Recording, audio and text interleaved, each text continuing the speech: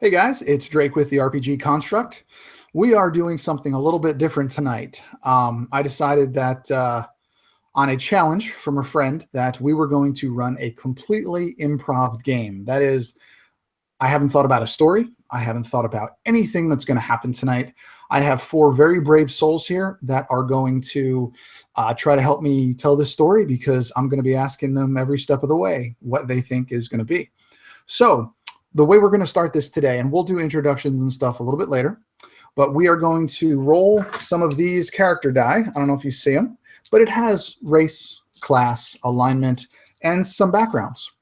And we're going to roll it for each of them, and I'll put the camera down so you can see it. And then I'm going to give them about 10 minutes, maybe 15, to kind of work up their character sheets, and I'm sure they'll leave their cam on and talk and stuff through that. I'll go grab a beer or two and put my kid down during that time. And when I come back around 8 o'clock, we will start this. So we are going to start with Charlie here. So here's my little thing. Let me know if you can see it. Ready? Yep. Oh, good. All right. You got a gnome monk, lawful neutral. Oh, I'm sorry. Can you guys see that? It's a bit blurry, but we can see the symbols. There you go. Well, that's what you got. Gnome, monk, lawful neutral, and you can be an acolyte or an urchin for your background. Cool. I'll go with acolyte. Okay.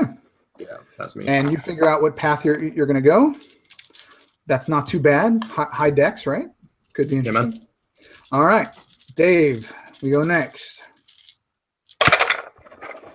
Okay, we have, you're going to be a lawful evil barbarian, acolyte, or hermit. Now, this said roll again. So I'm going to roll for your race.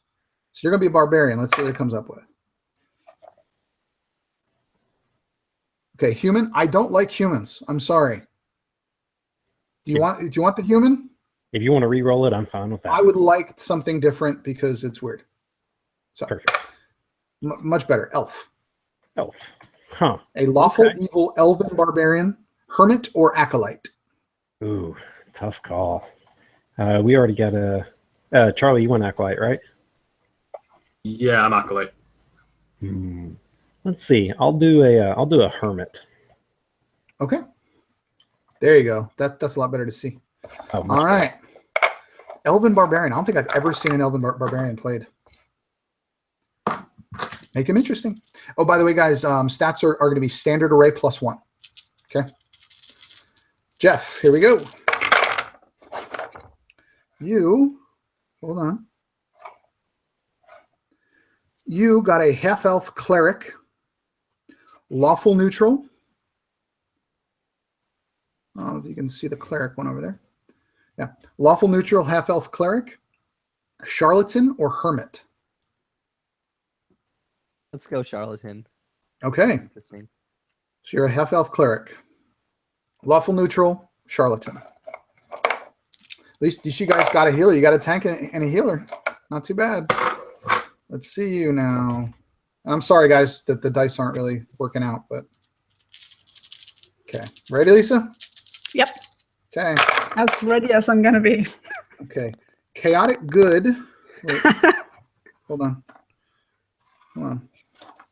I got roll agains on both of these. Okay. But you're going to be an outlander or a folk hero, one of those two. But I got roll again on the class and race. So, Dragonborn Bard. Oh yeah, I'm gonna be a Dragonborn Bard. Let's see. That was outlander or folk hero. I'm gonna go folk hero. Okay. Yeah. And what were the rest? Lawful. So yeah, chaotic good. So still chaotic good. Okay. Yeah, still chaotic good.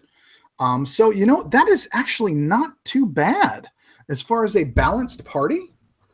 That's not too bad. So we got a Dragonborn Bard. We have a half-elf cleric. We have a elven barbarian and a gnome monk. Not too bad, guys.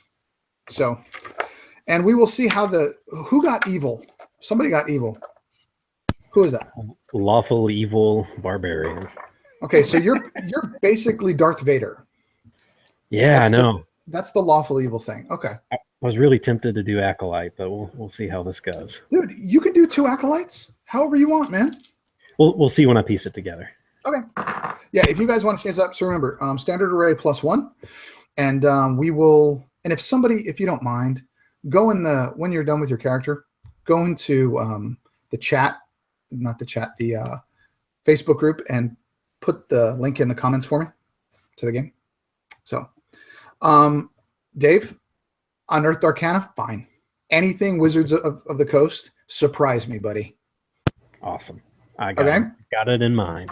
So, just remember, I'm mean.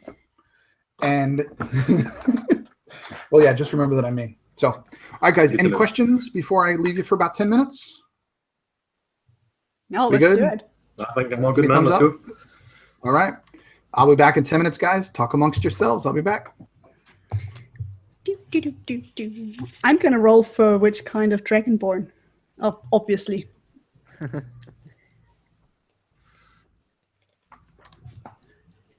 I am going to do the same for which kind of gnome. I would do the same thing for half elf, but it wouldn't be particularly interesting. So I will pass. It's the witch half part. I wonder if for elf, should I do it like number like drow and the rest, or do you know if there's a spot for those on the dice? I don't think there's a spot for that. I'm not sure. Roll on the improv dice he rolled, or like just in general? Because I think the improv. No, it was just elf. So let's see. How many do you have? You got like wood elf, high elf, drow. I guess you got the Aasimar and the Eladrin, I suppose. That's 5. Well, those aren't elves. Like Aasimar is its own separate race. That's true, yeah. I think it's just 3. The Eladrin those are the ones that got turned into high elves, aren't they? I believe they're like the moon elves or whatever, the ones from the Feywild. I think they're in like I think that's like in the Dungeon Master's Guide as like a optional thing. Yeah, okay. If you wanna roll for it, you can include it. But let's see. So wood elf, high elf, and drow. The D6.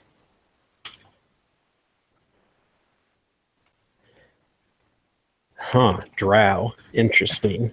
Perfect. I was hoping for that one. Yeah. All right. Get that sunlight sensitivity, boys. Cool.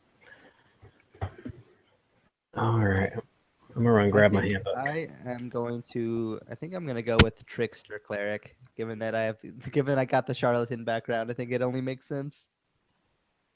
Plus I have not gotten to do that one before, so we'll see how it goes.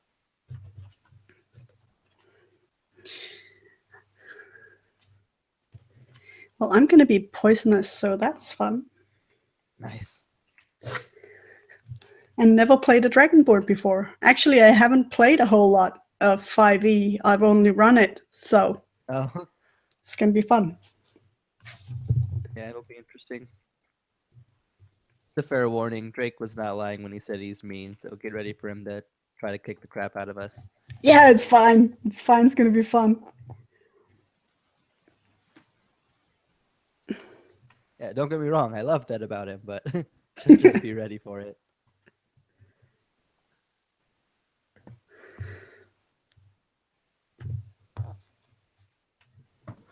Now, what was that you love about me? Oh, I was just giving them fair warning that when you said you're mean, that you absolutely mean that, and that you are mean. I got my Wookiee hat on now. We're good to go.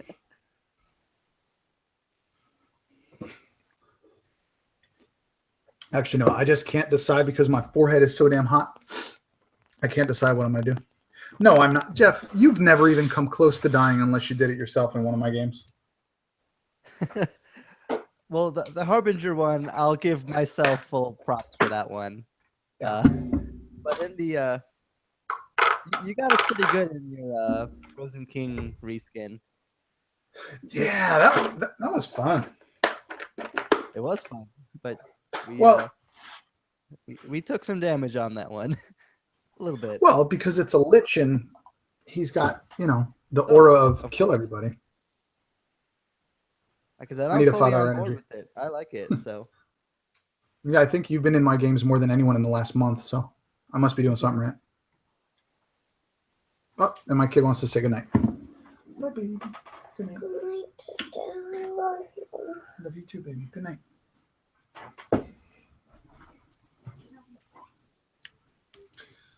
All right, so how's everybody looking? Got about 5-6 minutes left. that should be fine. Okay. So, Yeah, it will probably be fine. We'll see. what did you roll as far as type of Dragonborn? Green. So you're a tricky little fucker. All right. Well, as tricky as my 11 intelligence is gonna let me be. I guess so. You may want to look in the Unearthed Arcana. Oh wait, you're a bard. No, never mind. The other thing that I have, guys, and I don't even see it. This is basically like an encounter die, and it's got 16 sides, and it's things like elemental, dragon, plant, undead, construct, fey, ooze, stuff like that. So I'm going to be using these for the encounters because it's supposed to be random, right? Fair enough. I even have a lingering wound die if you happen to fall, and those are mean. So as I keep telling everybody, I could fall on my face and this could be terrible, but I have a feeling it won't be.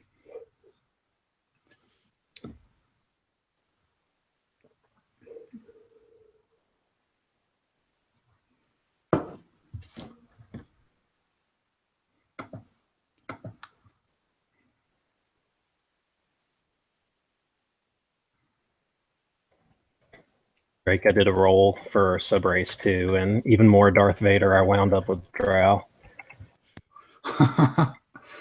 A Drow barbarian. I've never, dude, 20-some years, I've never seen it. I've never seen a Dragonborn bard either.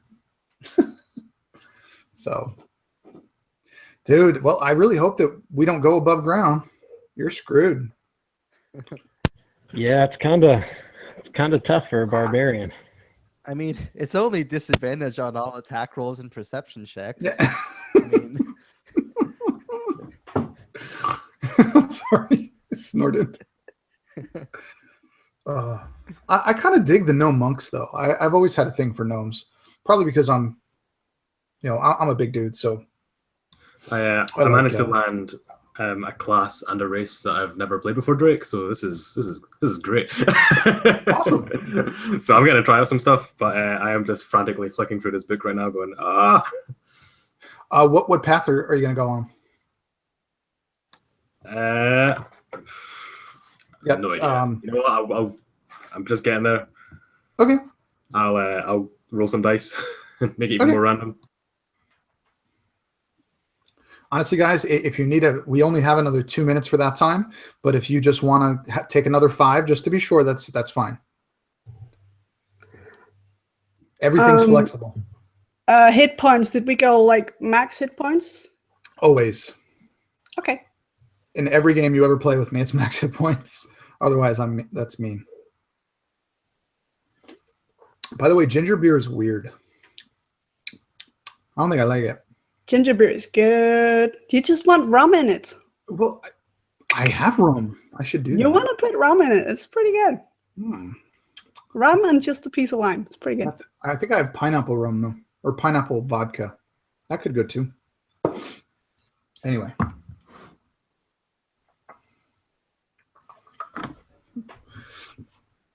I am actually very excited that you guys had the whatever to give this a try.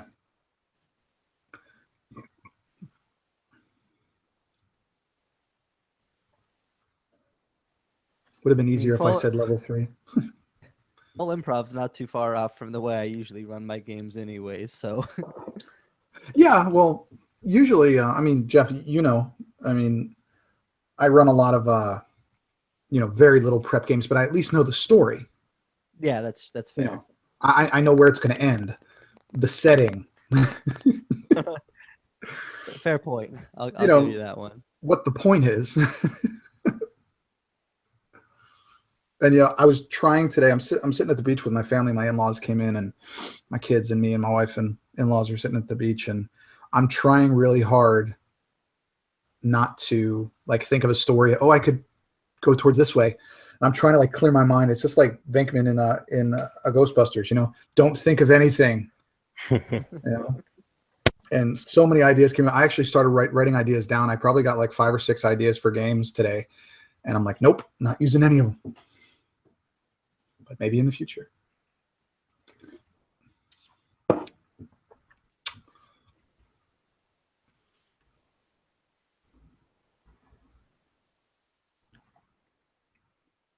Lisa, do you have a calculator out, or is that your phone? That's my phone. I'm just doing, and I'm doing the character on an app. Oh yeah, that's the 5th edition character creator is awesome. Yeah, that's what I'm using. I usually like using paper, but this is just faster. So I decided to go this way today. Yeah. Usually I do it on there and then I transfer it to paper. And as far as weapons, guys, honestly, whatever you want. As far as weapons, you know, as long as you're proficient in it, take it. Armor, same thing. Obviously, you're not going to be walking around in full plate, but within reason. Actually, I don't think anybody can wear heavy armor except for the cleric. That's true. We did have a cleric. Does everybody? I think everybody has dark vision. No, Dragonborns don't. Oh, that sucks. That sucks for me. And especially since I'm the only actually good character. You're the only good character? All the knives in my bag. I think I'm the only one that's actually have a G in my alignment. Oh, good. I thought you meant good as in like a well. No. I was like, that's pretty. Yeah. I wonder if I should actually be rolling for gender.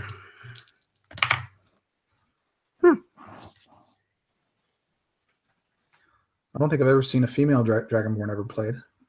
Well, I just rolled one. Sweet. Yeah.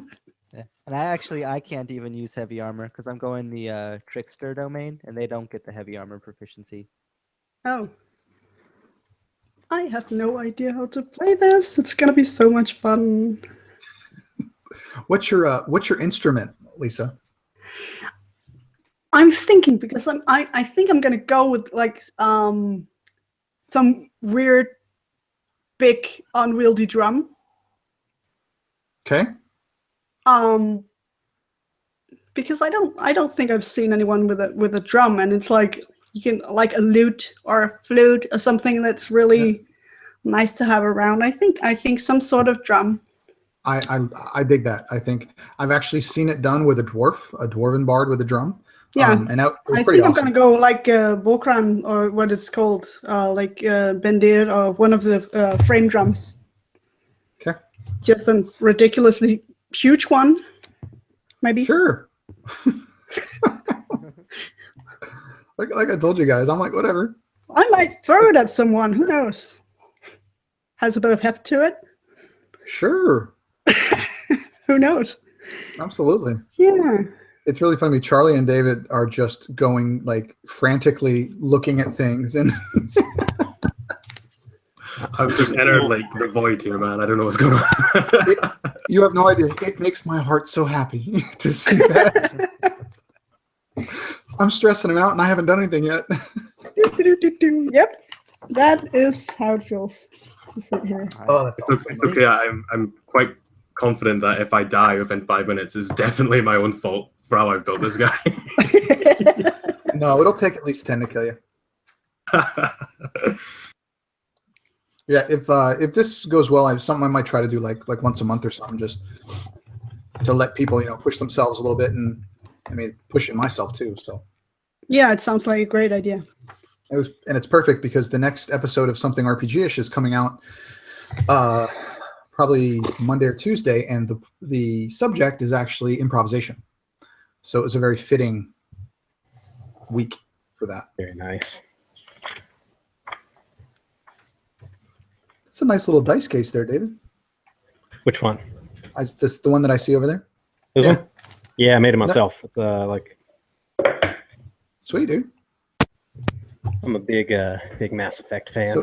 So do you have dogs or kids? Because I see the gates. Both. 3 dogs, 1 kid. Gotcha. That's a little mini like ball pit we made to the left.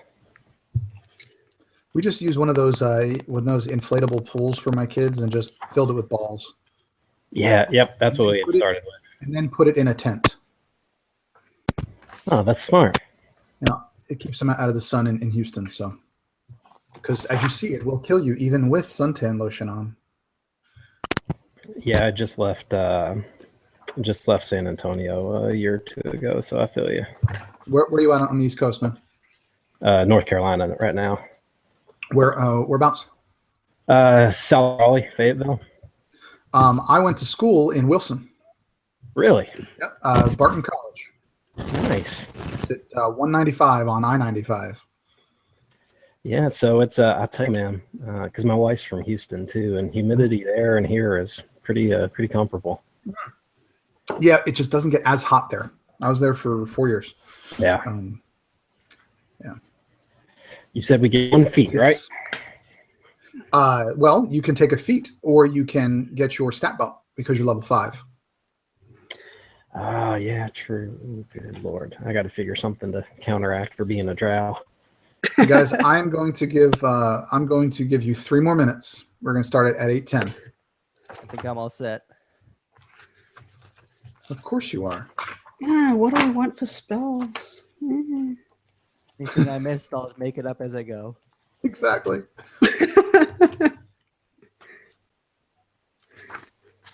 I don't remember how many I get. I've never played a bard before. Well, I have played a bard before in 3.5. Little That's different. it's not the same. It's not the same. Guys, it's not the same. Oh, it's so funny. It's not the same. It's not the same. She's singing to us now. See, she's a bard. I have a bad voice, though, but I might as well. I got something. I had a friend mail me this today. Oh. It got in the back. It's got Yoda's little book of wisdom. I thought that was really nice. Actually, the bard that I played couldn't sing for shit. Well, then you have something in common with him, huh? Yeah. That is it. I just told you.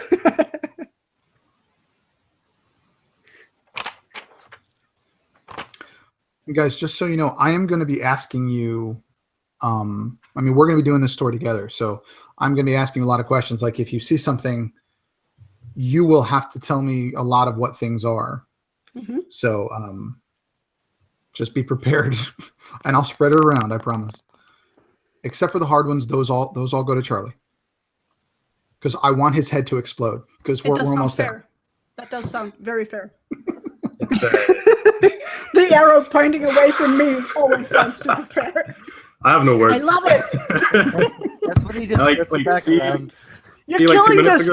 I had to calculate my key save, and it was literally just 8 + 1 + 3 or something, and my head just about exploded. I was like, "What?"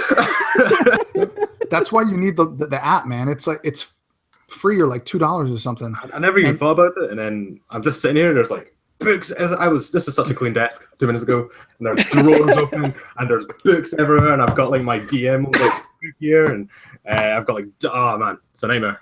But I'm still super psyched. So I have no idea what I'm doing. This is when you just show Drake who's boss, and when he asks you to make a person that you see, you just should be like, "That's Bob." Done. Oh, yeah, that's Bob. That's Bob. Yeah, Bob is a level 1 smith. Guys, I can work with Bob, but you can only use Bob once. Or maybe there's many Bobs. Why? Maybe it's the world of Bobs. Whoa, Yeah. why are you putting a limit on the Bob count right there? That's, This is, it feels like is you're Bob's limiting cousin. our creativity. Yeah, I just really feel like you're holding this down and stifling our. I'm with Jeff. I'm with Jeff. And I'm gonna be with Jeff for the rest of the nights. I'm gonna get a I'm with Jeff t-shirt just for this.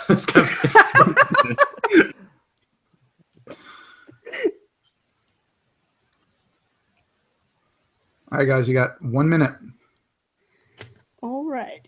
Just make sure that you have your, at least the basics of like, make sure you have a path for the monk. Make sure you know your, whatever it is for the barbarian, your totems or all that. Oh, I'm going a different path there. All right. Did you use some of the unearthed? Well, we'll get you guys to introduce your characters. Oh yeah. I think Jeff just went away.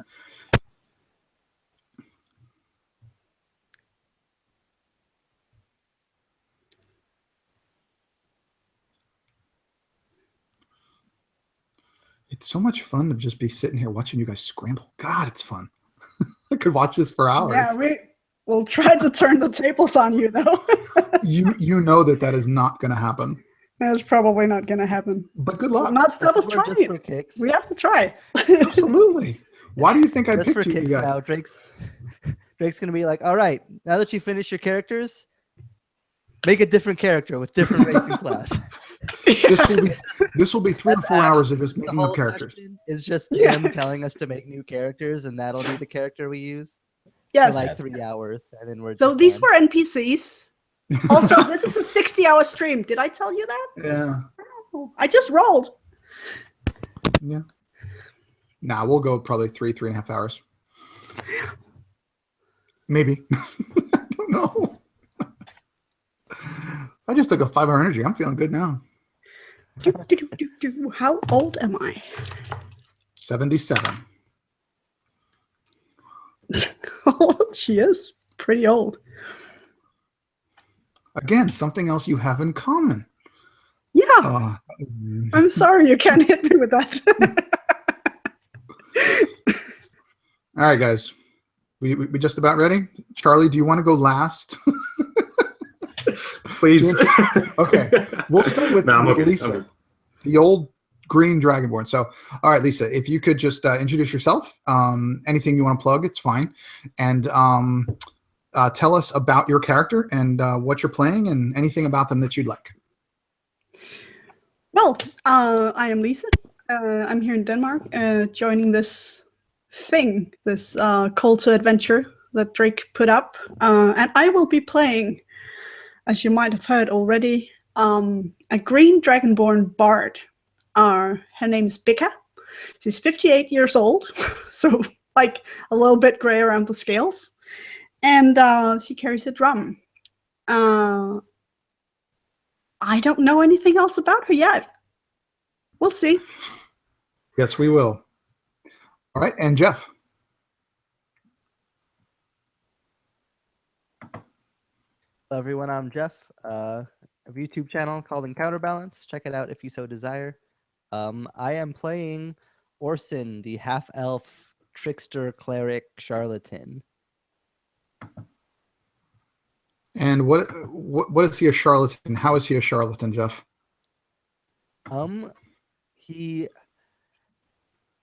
It's kind of like a double layer charlatan. So he pretends to be a priest who can bless people, but he actually is a cleric, but it's trickster cleric. So he uses his clerical magic to trick people into think that it's actual clerical magic. Okay. So basically, he's a jerk. Okay. Yeah, more or less. David. All right, everyone. I will be playing. I'll throw up you a quick image of him too. Yes. I'm going to be playing Rivan, a lawful evil drow barbarian. He is a hermit, only 87 years old, pretty young for a drow. In his early days, he had a voice call out to him, and he slaughtered everyone that he saw on his way out of the Underdark. and he's spent his past couple decades roaming the top side, following the voices. Interesting. Very cool. You got an image too. And the man whose head is going to explode, Charlie. Hello. I am possibly playing Alrin, who is a gnome monk. He don't know too much about him yet, but we're getting there. He follows the way of the shadow in terms of monk path, and I think that Alrin is a monk that serves an order called the Order of the Scales. And basically, he was sent to wherever we are to maintain balance.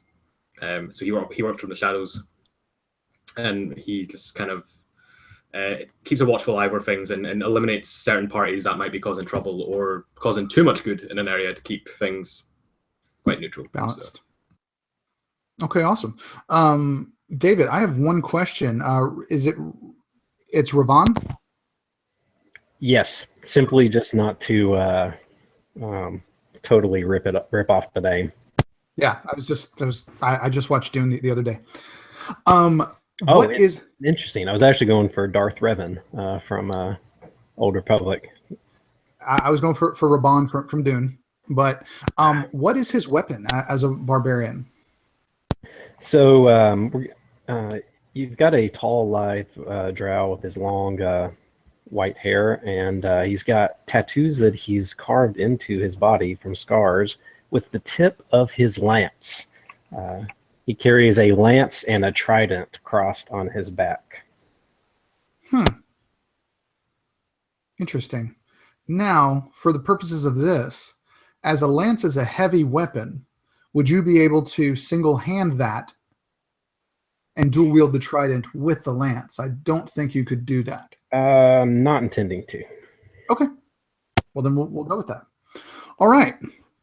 So, and again, guys, as I said, I am Drake with the RPG Construct, and I will be just kind of guiding this rabble tonight and see what kind of trouble we can get into. So, I think first and foremost,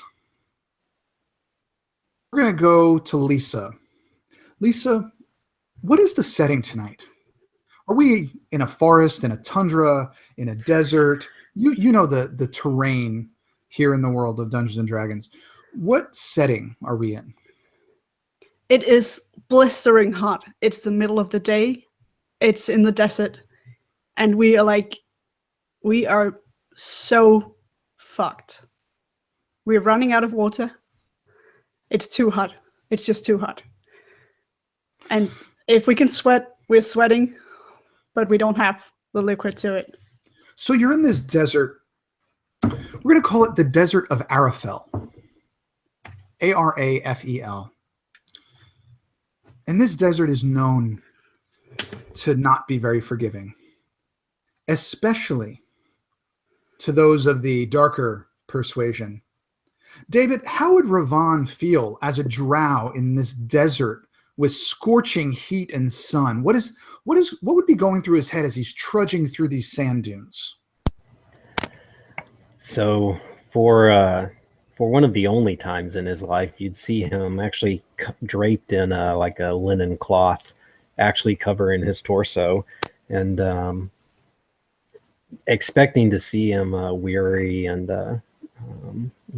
racked with pain from the sun. You see his eyes just somehow, since he's entered the desert, they started glowing with a faint ethereal crimson glow, and he just trudges forward. And Jeff, how long have you guys been in the desert? How long have you been traveling? We have been traveling through the desert for almost 4 weeks to the day. And Charlie, what are you searching for here? What could be so important that you would spend, and a drow would spend 4 weeks trudging through a desert? So we were... What are you searching for? We were out here. So the town that we came from, there's a very local, I guess, myth, this town that exists on the edge of this desert. There's a local myth that there used to be something out here, an empire, a civilization, some sort of forgotten thing. And it just vanished with the sands, and the sands buried it.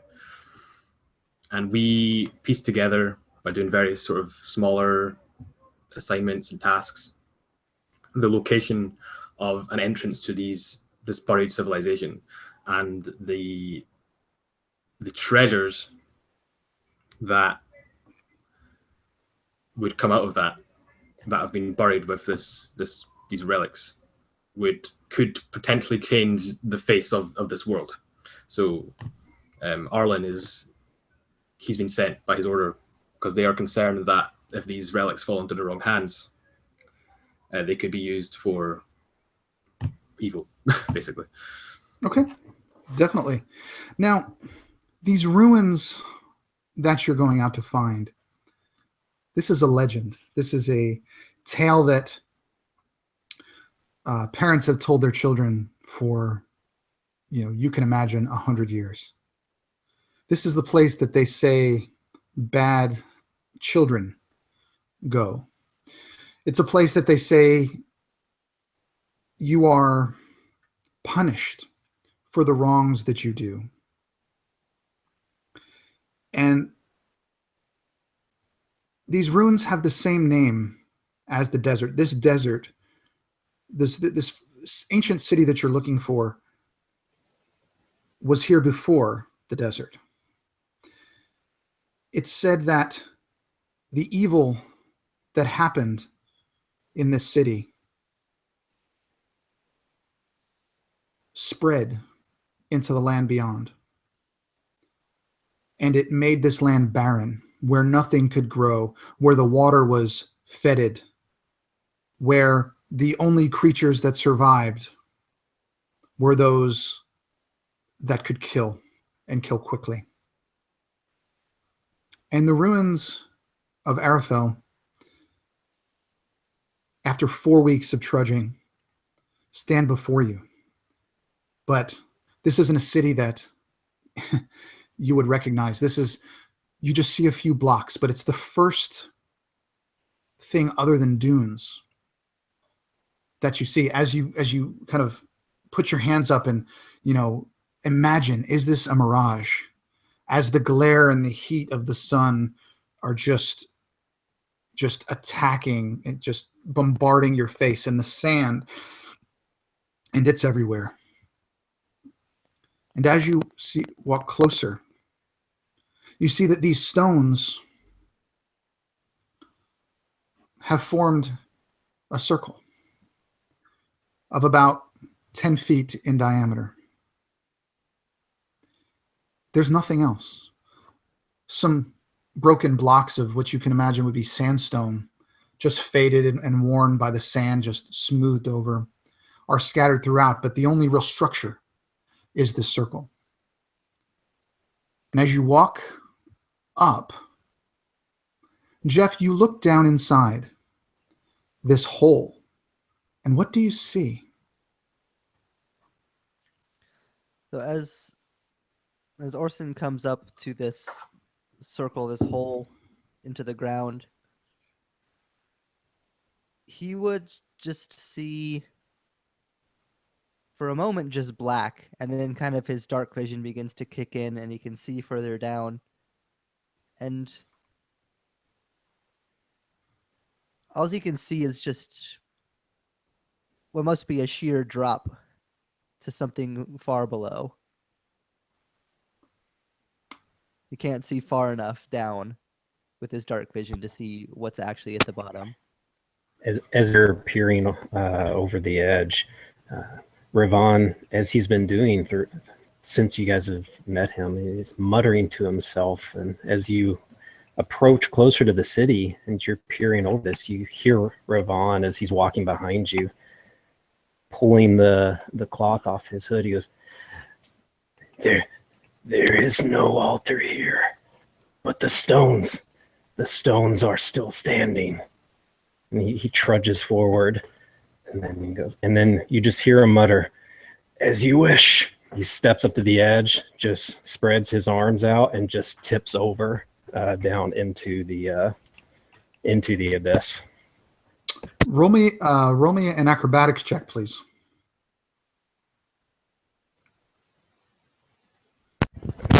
That will be 18. Okay. Before we get to what happens to you, what would the other three of you like to do? Let's go with Charlie. What would this gnome monk be thinking or doing when he just saw this drow basically just swan dive into this pit? So Alrin is walking the circumference of the stones. When he looks, he's placing his hand on one of the stones and closing his eyes, and then suddenly he hears Ravan behind him. He looks back and he just sees him topple over the edge, and he kind of he looks puzzled, and he thinks, "Well, glad it's not me." And Jeff, what would Orin? So Orson just kind of watches Ravan just going and just leap into the pit, and just like would wait until he hears something or didn't hear something, and then just yell from up, just, "You all right down there?" And Lisa. Becca, like drooling poison because she's so exhausted, will be, "No, no, no, no, no, no, I knew this kid would be trouble." And she's running with her bandir, her drum that she usually uses for performing, to get a little bit of shadow. And she will run up to the pit, and she will try to stop at the crevice, but there's sand everywhere. So I would like to make maybe an acrobatics check, see if she stays up. Ooh, that's a 21. Okay. So she just, I'm guessing. So no, she absolutely she gets to that edge, and the weight of the drum kind of makes her lean forward, but it's like a split second later you get your bearings and you just kind of bend your knees and come back, and just you were so close to diving in. But as the three of you watch this drow, you hear, now tell me this, Ravan, would you be saying anything as you jumped, or would you be silent? Just utter silence. And then all of you would hear whoosh.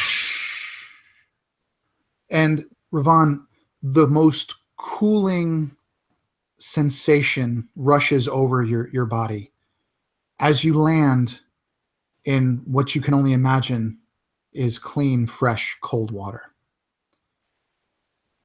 And for a moment, you weren't sure that initial impact was much, but you're a pretty hardy sort. Didn't really take any damage. But this feeling, this sensation just comes over your body, something you haven't felt in a month. What would be going through his head as he realizes there's water here?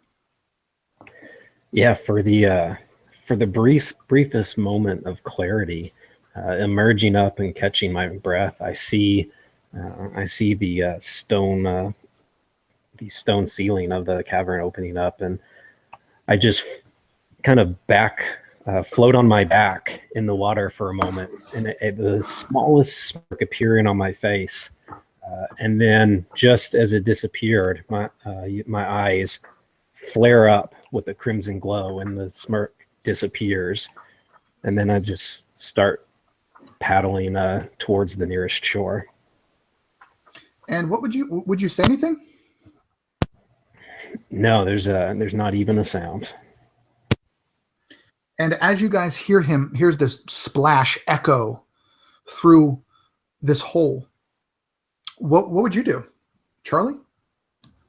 So at this point, Arlen's standing next to Becca, and is peering out over the hole and heard the splash and raises an eyebrow sarcastically and says, "Oh, good. It would be a shame to travel 4 weeks in the desert and be killed by a giant pit." And Orson comes up behind the two of you and just says, "All right, guys, time to go," and pushes both of you from behind into the pit. Yeah, and Arlen's like, he's mid-sentence. He's like, "Wait, what? No," and then just over. And then Orson I just need everybody to leaps in make me after them. an acrobatics check, please. Sorry, Jeff. What was that? I said Orson just leaps in behind them after he pushes them. Okay. All right. Lisa Beautiful. and Charlie. 15. Okay. It was a natural 20. Okay. So, Charlie, this gnome monk, even though he got pushed in, he just naturally, just gracefully falls. Maybe it's his monk training, maybe it's his natural dexterity. But he goes into the water, and think of like a perfect Olympic dive, not a splash, not a sound. You wouldn't even know that you went in. Now, Jeff, actually, no, we'll go to Lisa first. Lisa, you kind of haphazardly with your drum make a big splash, but you're okay. Jeff, you thought it was funny. And you do a belly flop. And you take 4 points of bludgeoning damage, and you knock the wind out of yourself. For a brief moment, you can't catch your breath. But down here, except for the light coming from above, it's black. There is not a single shred of light. Now, those of you with dark vision, which I believe is 3 of you, can see fine. The bard, not so much. Now, Ravon has already gone and, kind of just stayed there. But those of you with dark vision can see that this is a pretty vast cavern. It goes far beyond the 60 feet that you can see. Now, the water is probably you can see probably 30 foot deep here, but this cavern is hundreds of feet long. You do see that the water looks like it's getting shallower to your east. Now, Lisa, you would not really be able to see beyond where this is coming down, just a little bit. What would you do here? Well, the first thing Bigger does is just start drinking. So she's just gonna tread water, take her drum, and just use it for a bowl. And then she's going to try to hear where everyone else is by the sound if they're puddling around, and go, "Hey, everyone. And Ravon, would you be heading anywhere? Would you be doing anything? What would you? Because you seem like you were pretty happy to be down here. So where would you be heading? Yeah, I imagine.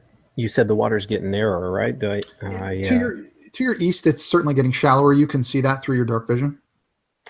Yeah. So as soon as my eyes flash that crimson, the smile disappears, and I just begin feeling something inside me calling. I start swimming towards the east, and the water gets more and more shallow, and eventually I find myself stepping out onto a shore, and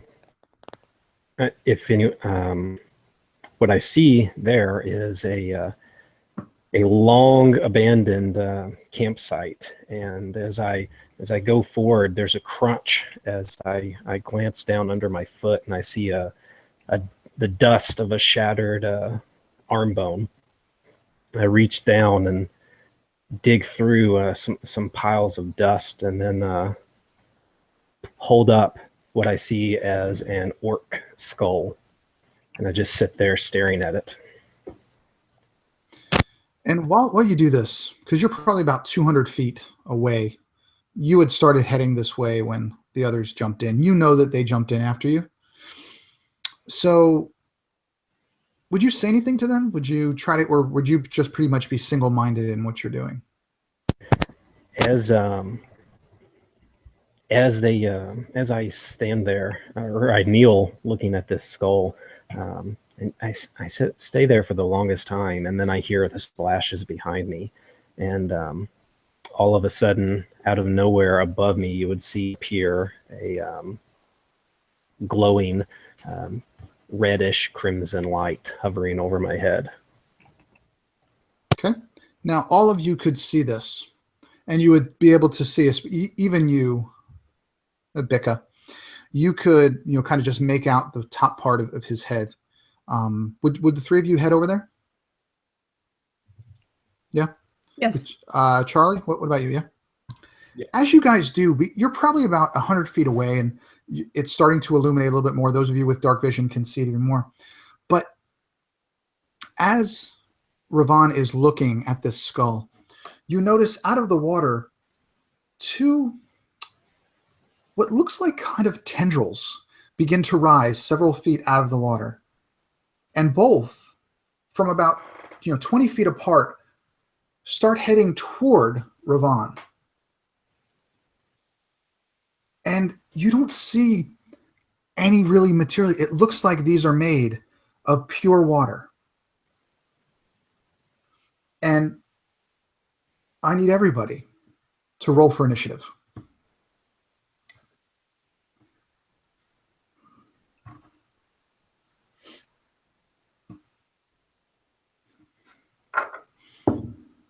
Okay.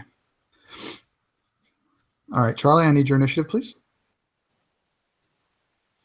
All right, Dave.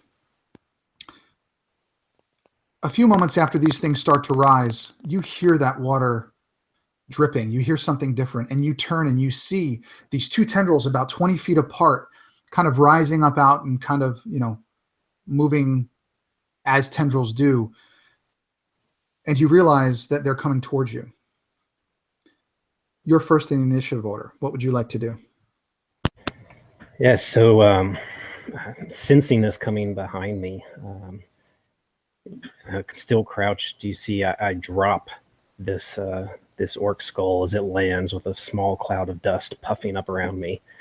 Standing up and pivoting to face the shore as I'm pulling a lance off of my back, you see this crimson light lighting me from above as I just glance up with a smile on my face, and I just ready myself to strike out as they approach. Okay. It'll probably take them one more round to be there.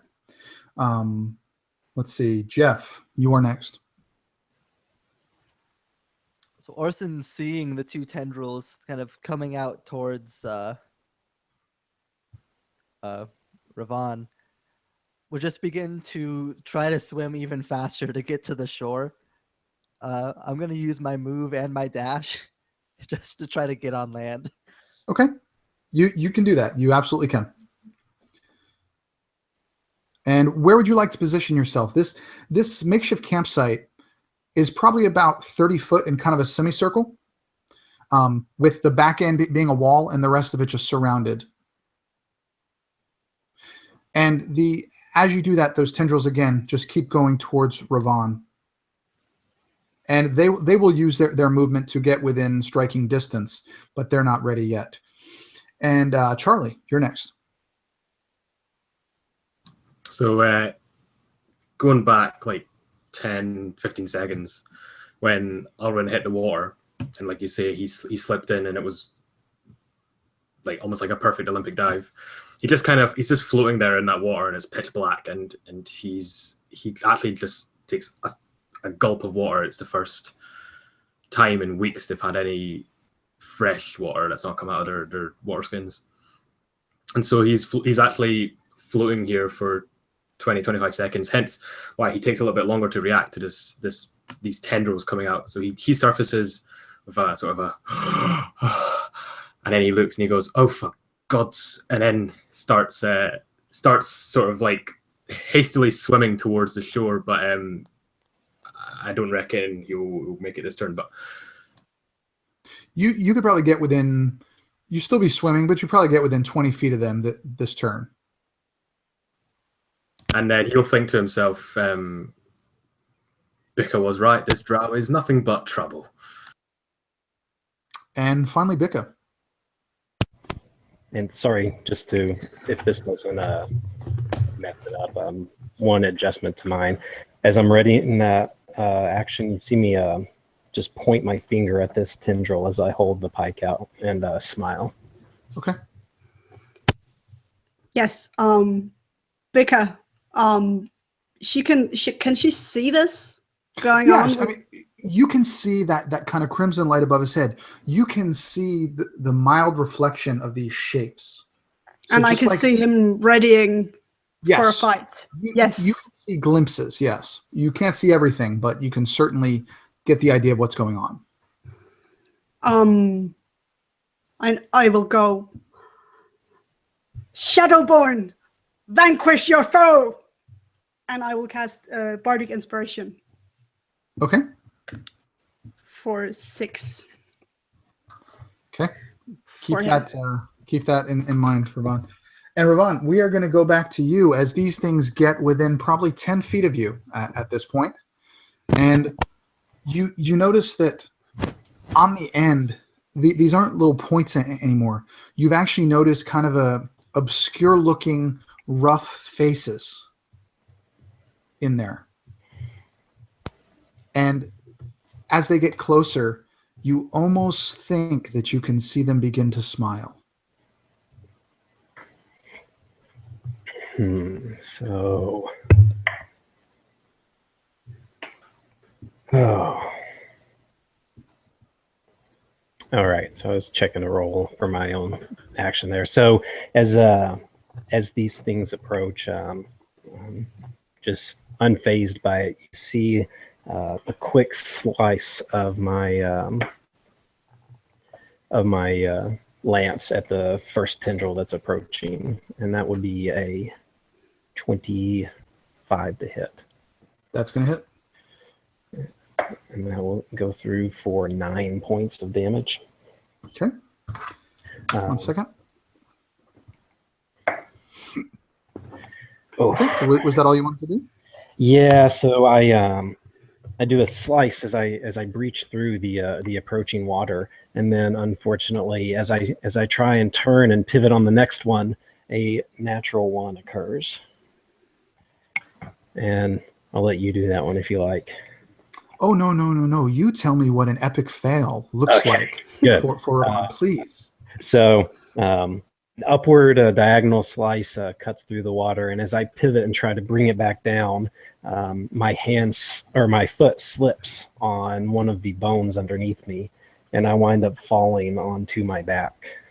So you fall prone. Yeah, prone. Okay, awesome. Next is going to be Jeff. You are on land with Ravon. Is there any sort of like central form that these tendrils are going back to, or are they just kind of coming out of random points in the lake? It looks like, I mean, the base of these are staying in the same place, but it's almost like, do you remember The Abyss, that movie, The Abyss, where that kind of water, snake looking thing? That's pretty much what you see. The base of it is staying the same, but it just seems like water keeps getting added to it, and it's moving around and kind of undulating as they get closer to Ravon. But its foundation is remaining in the same place on both sides. I'm just trying to check the word on something real quick. I can't hear you, buddy. I'm just trying to check the word on a spell real quick. Normally Okay. I'd know this, but I obviously... But you had 10 minutes to prep your spells, yeah. So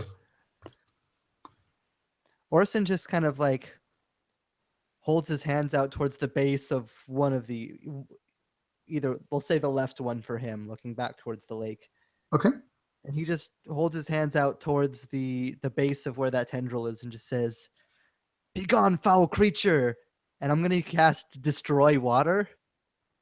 centered on that point. So 10 gallons worth of water, wherever the base of this thing is coming out from, is just going to immediately just burst into steam and evaporate, just kind of erupts as a cube is just taken out of the lake, and then it, like, I'm assuming, would refill as the water balances. But no, it would no, absolutely no. What would actually happen is, as you instantly kind of evaporated this chunk of 10 gallons of water, it actually severs the connection to the lake, and everything extending after that just splashes on the ground.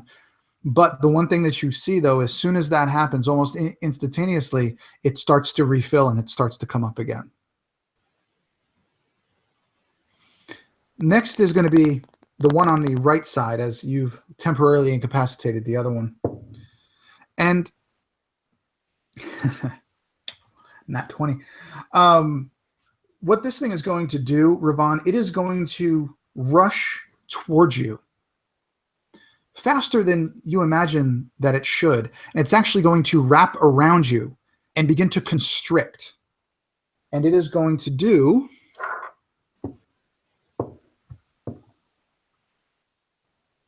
it is going to do 9 points of bludgeoning damage, and you are going to be successfully grappled. All right. Okay. So you are think giant snake coiled up, except water. Perfect. Next is going to be Charlie. So Arlen comes out the water, and Drake, what tendril would I be closest to off the top of your head? I would say probably the one that is now grappling him, because you kind of went the other way. So I'd say the one on the right. Cool. So immediately get out of the water, and I see him be grappled, and I just think to myself, it's a wrong time to be a tendril in an empty ruin full of evil relics today, I'm afraid, and just pull my spear off my back, and I'm going to sort of run with the spear in one hand and thrust it up at this tendril. Okay, give me an attack roll, please.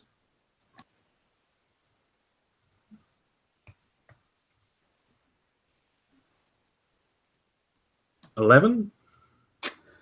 That is not going to hit. I'd imagine that just as you were, getting out of the water and trying to get your footing, you're still wet and you just kind of slip and just overshoot by just a bit, and you just graze it, but don't do any damage. Hi, sorry. Can I take the charger? My iPad's about to die. Sorry, kids are going to sleep.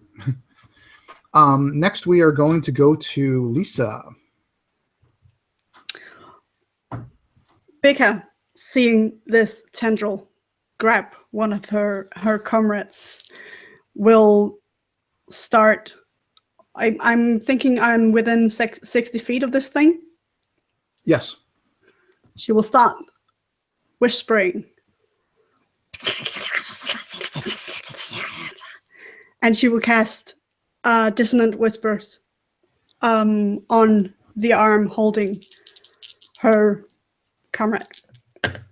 And it has to make a DC 15 saving throw on wisdom.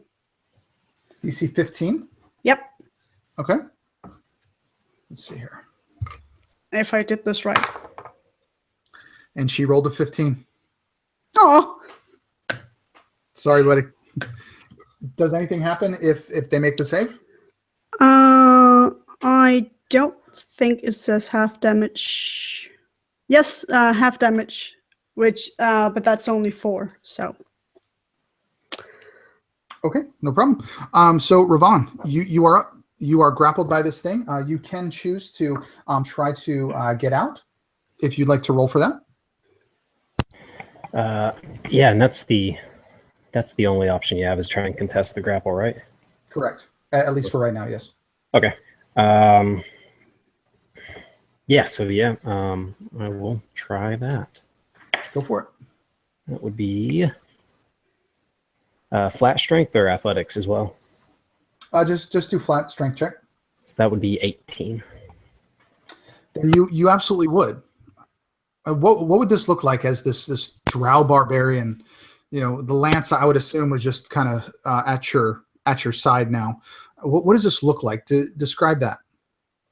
So actually, as I was laying on the ground, the lance had fallen just outside the reach of my grasp. So I'm jerked up without a weapon, and as I'm getting thrashed about in the air, you see again a smile emerges on my face as you just hear the faintest mutter, "I am yours, Novarim," and like an explosion of crimson light flares around me as the water dissipates and I drop to the ground. And you see standing on either side of me is a spectral glowing crimson figure of one drow warrior with a great sword and a female drowess priestess on the other side. And what are you casting there? So that's my rage. That's my rage. Those are Okay. my ancestral guardians. Nice. Okay. So as you break, I think that would be your turn. Putting just breaking that. Next, we're going to go to Jeff. And Jeff, tell me, where would you be standing in relation between? Would you be try to get between these things? Would you be next to Ravon? Because he's probably dead center of this semicircle right now. I'd say Orson would have been behind Ravon. But as Ravon kind of breaks this tendril's grip on him, Orson would come up next to Ravon, and the tendril is still there, right? He's just like broken free of its grasp. Yes. All right. Does a 19 hit? Yes, it does. All right, so that is going to be 16 necrotic damage as Orson comes up next to the creature, this tendril, and he actually goes to grab at it, and normally it's water, it would just pass right through, but he actually grips the tendril completely as if it were solid, and his hand, just the metal on his armor just begins to go black in that part as the metal is tarnished, but this surge of energy just goes through his hands. You see these black streaks just weave through this tendril as this necrotic blast kind of spreads through it, almost weaving like threads in the stream. Yeah, and you can actually see that this kind of black fluid just starts to, like I said, kind of veins through the whole thing till it gets to the very front, and you could see almost as if it kind of shrunk back, like that stuff in there. The water moved behind, and it's pushing all of this back fluid forward. And when it gets all of it up to the end, the last 5 or 6 feet of this tendril just drop off, and it just splashes on the ground. And with that, when that happens, Jeff, the tendril points towards you. And then it looks back at Ravon, looks at Bika, looks at the gnome, and pulls back. And the other one too just remains. So you have two just kind of undulating there. And then after they've kind of scanned you, they both look directly at Ravon. And they slowly make their way, but around the three of you. They move past the three of you. They seem to be only interested in this drow. And with that, Charlie. So I'm scanning and I'm watching the two tendrils move towards Ravon. And I sort of look from them, look at Ravon, and I kind of just, again, sarcastically kind of stating, "Oh, come on then, don't just all stand there." And I'm sort of holding my spear, kind of like Legend of Aang, kind of behind my back. And what I want to do is, whatever one is closest to me, Drake, just again, just lunge at it Okay. And try and get in between it and Ravan. And I totally messed up last turn because I totally forgot that I get like a bonus unarmed attack and I get a bonus attack for level 5, which means I get another bonus unarmed attack. So it's all pretty new to me, but I'll just roll with it. So that's what the name of the game is. Just roll with it. You see what I did there? Okay, so I'm rolling for my first sort of lunge. Okay, go for it. And that is a 21. Yep. The which one hit guys here is a 13. Cool.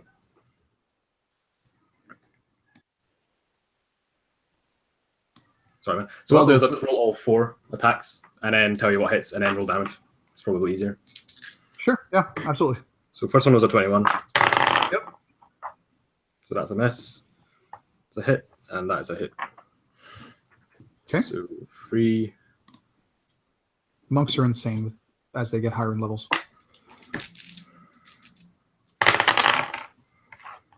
9, 14. So altogether, from all 3 hits, that's 26 damage. Oh no, sorry. I messed up again. My bad, man. It's D4s. So it's 11. So it's 15 damage. Yeah, messed up. 15. My bad. That's fine. And what actually happens, you step in front of Ravan. So as this one is coming towards you, it gets a few feet from you and it pauses. And when it pauses, you take that opportunity to stick it with the spear and to do your multiple attacks. And as you do, pieces of this water seem to be like, you're basically just like cutting off pieces, and it's getting further and further pushed back into the water, into the mass, the big mass of water there. This one now is just barely still visible. It's only a few feet out of the water now. But as you get closer to it, it continues to slink back. It seems to not want anything to do with you. And if it's okay with you, Drake, so the way I imagine Arlen's spear to be, one end it's basically very plain wooden, almost like a quarterstaff. But one end is sharpened, and the other end is just rounded end of like a staff. There are 2 sort of weights on either side, almost like a scale. Okay. And the way he attacks is he holds the spear behind him, brings it up, slashes, and then he just sort of spins. So he spins with the sharp end, smacks him on the other side with the blunt end, which would be my unarmed D4 attack. That's cool. Gotcha. Absolutely. I don't mind you reskinning it at all. So Lisa. Green Dragonborn starts finally wading through the water, swimming, starting to wade, and not being absolutely sure what's going on here because she can't.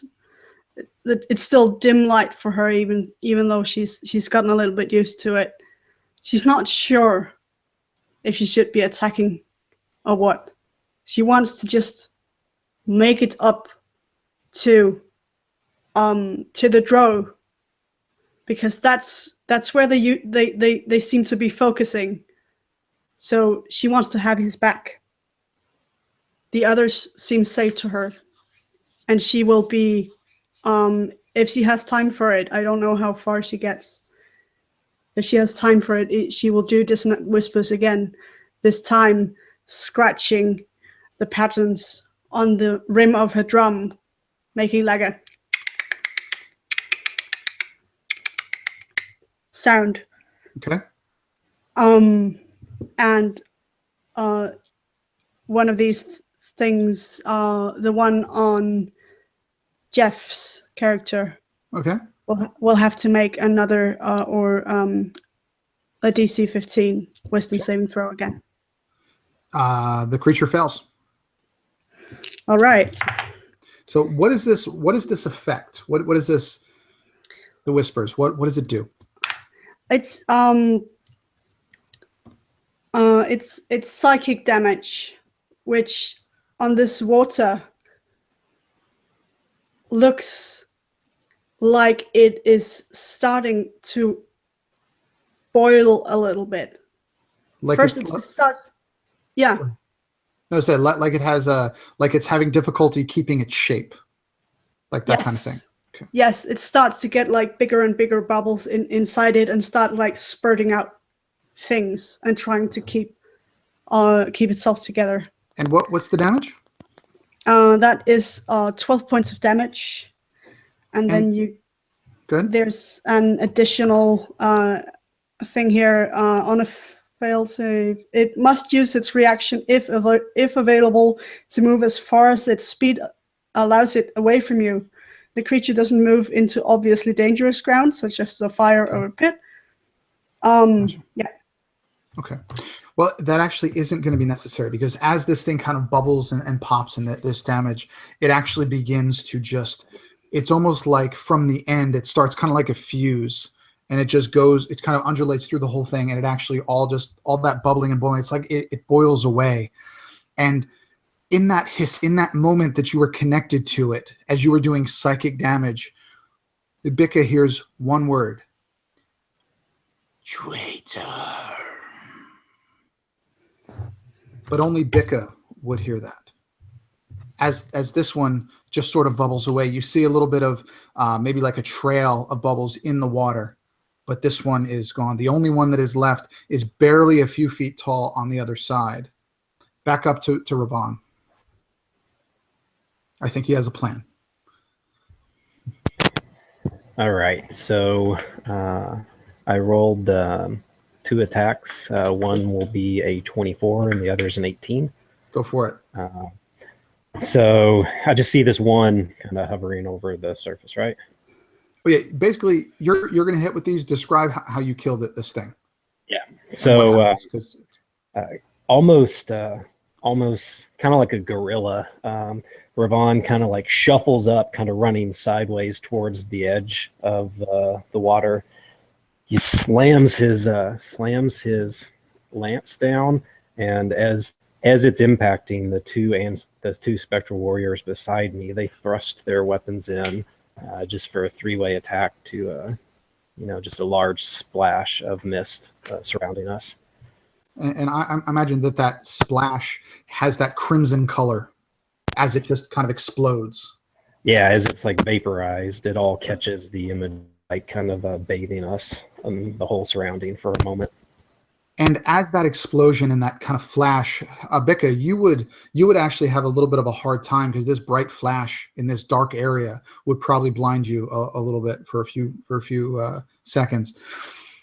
And as this thing settles down, the only thing you guys hear is the sound of each other breathing, and of Ravan breathing heavily, and hearing those sounds echoing off of the walls. You are out of combat. And Bika, how would you feel about what you heard? What would be going through Bika's head? It knows. How does it know? It's been so many years. It can't know. I worked so hard to get away from that. I did so many things. How does it know? She's if a dragonborn could sweat, she's sweating. And she is probably visibly disturbed. Okay. How does it know what? How does we just saw water? What does water know? I'm sorry, dear. Was I talking out aloud? It's nothing of importance. I'm sure. It's just a coincidence. You know, my brain is getting old and fussy. I just thought I heard something.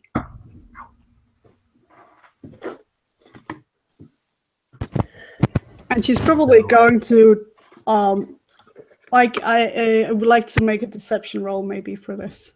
Sure, go ahead.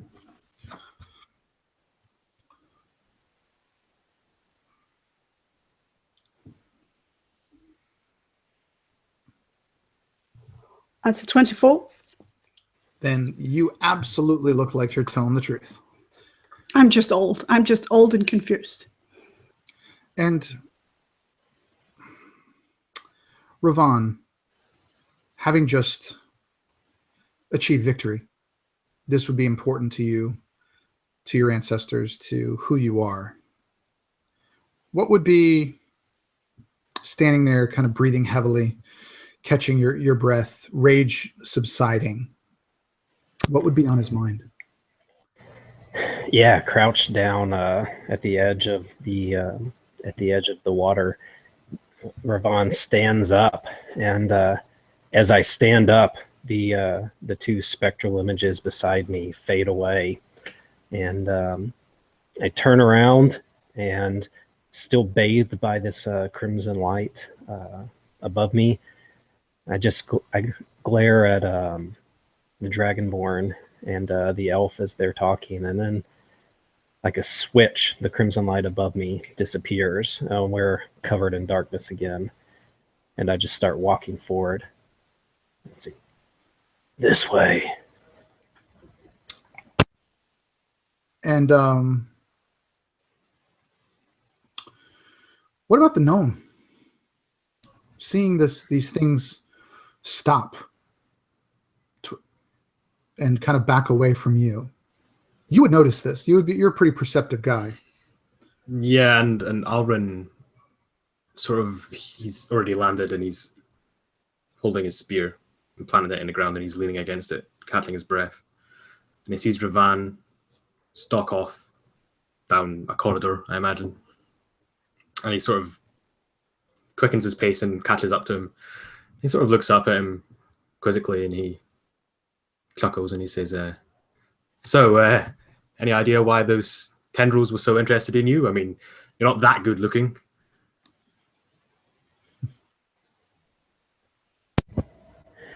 I kind of pause, and as I was approaching the edge of this campsite, I kind of confidently said this way, but as I get to the edge of the campsite, I don't feel that call as to which direction to go. So I turn around hearing this and just look down at the gnome. Why do they fear you, Tiny?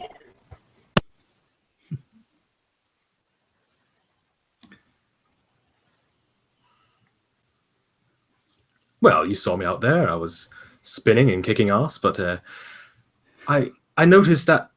I mean, you all noticed, didn't you? They all backed off and went for him, and I sort of point up at the drow, like, why?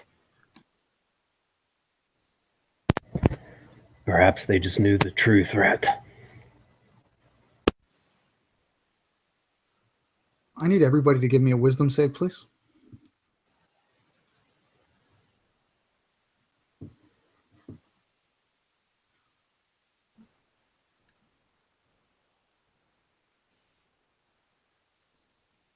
Okay.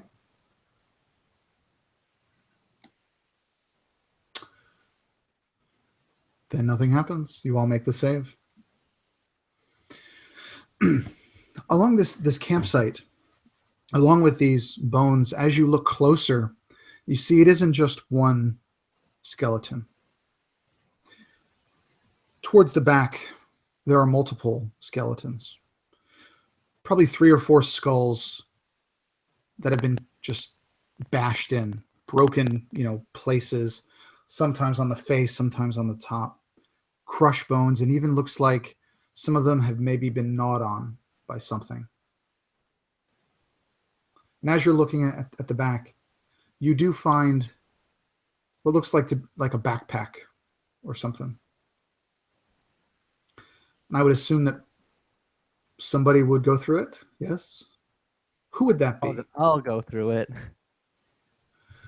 Give me a 1d6 roll, please. And Bika will be right behind you, a little bit too closely, actually, behind you, looking over his shoulder.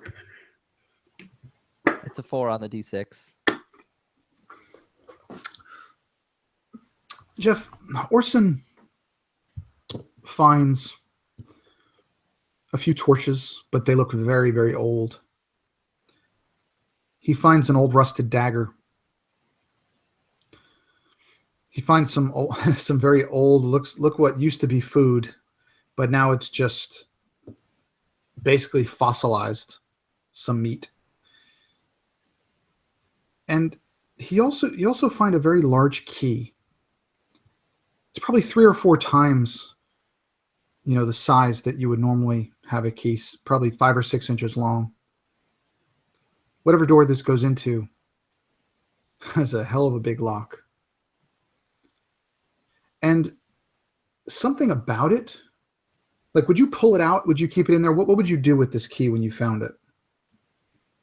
So what Orson actually does is he's going through, digging through the pack and seeing Bika, like, right there, like, feeling, like, the Dragonborn breath on his shoulder, which just be like, do you mind?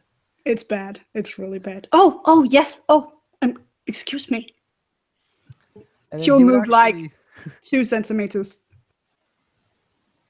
He would actually, like, basically, like, grab the key in the bag still, and then, like, drop the bag under his hand and, like, lift it up over his shoulder and, like, just basically just put it in the Dragonborn's face.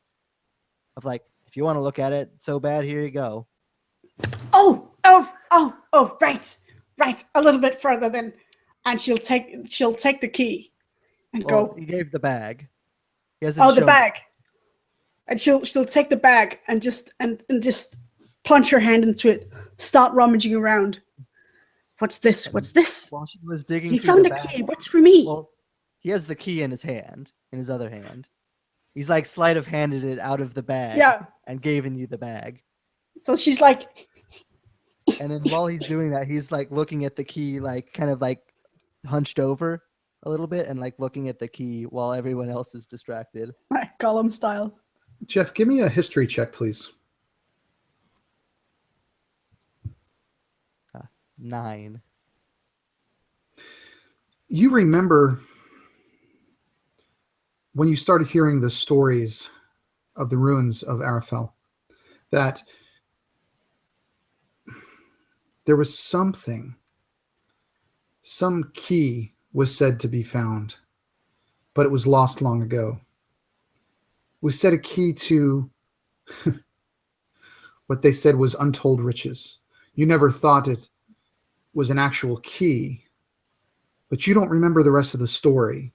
You just remember someone said something about a key. And Orson kind of holding the key in his hand, like, it's big enough for him to, like, actually, like, hold the key in his fist at this point. Just, like, kind of turn around and, like, hold it up. Just not quite sure where this goes, but it looks important. You don't make a key this big if it's not important. And would Arlen be listening? Would he be looking? Would he be getting closer? What would he be doing, Charlie? You know what? Arlen is over. He's over beside him, but he's inspecting the skulls. Earlier, Ravan found a skull, and it was an orc skull. So there's an image of Arlen sort of kneeling there, holding a skull. And he's looking into the skull, and he's blowing dust off of it.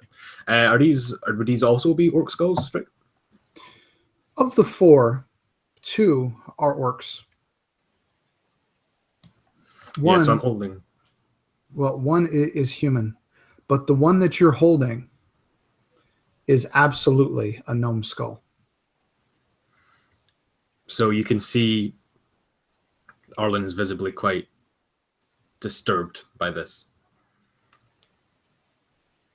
And he turns to the party and he turns to Orson holding the key.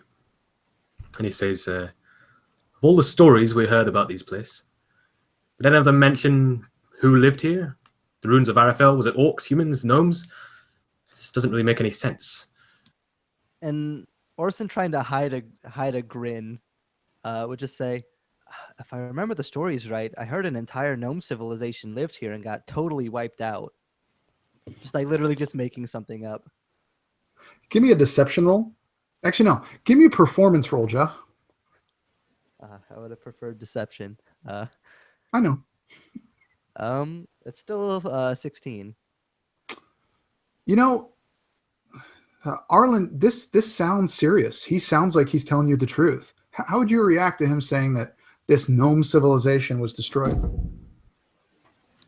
So I sort of just drop the skull and it probably it falls to the sand and it just kind of lodges itself there, and I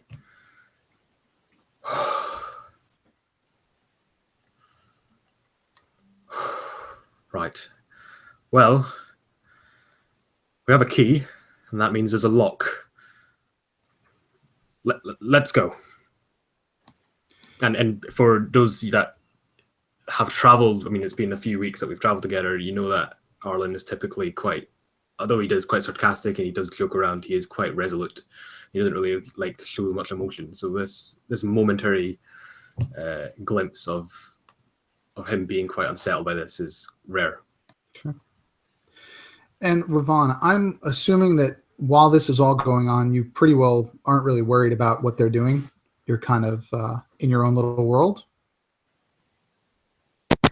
Yeah, I would have walked to the edge of this little campsite and just standing there. You see him just standing on the very edge of the darkness. And as I kind of close my eyes, looking inside myself, you see this crimson bulb of light appears over me and begins to bathe our immediate surroundings in it. And I'm just kind of standing there. And you would see off to the right, kind of a ledge, maybe 2 feet wide, barely visible, but it's a very gentle slope into the water. But as you look, you can see that it looks like it goes around the outside.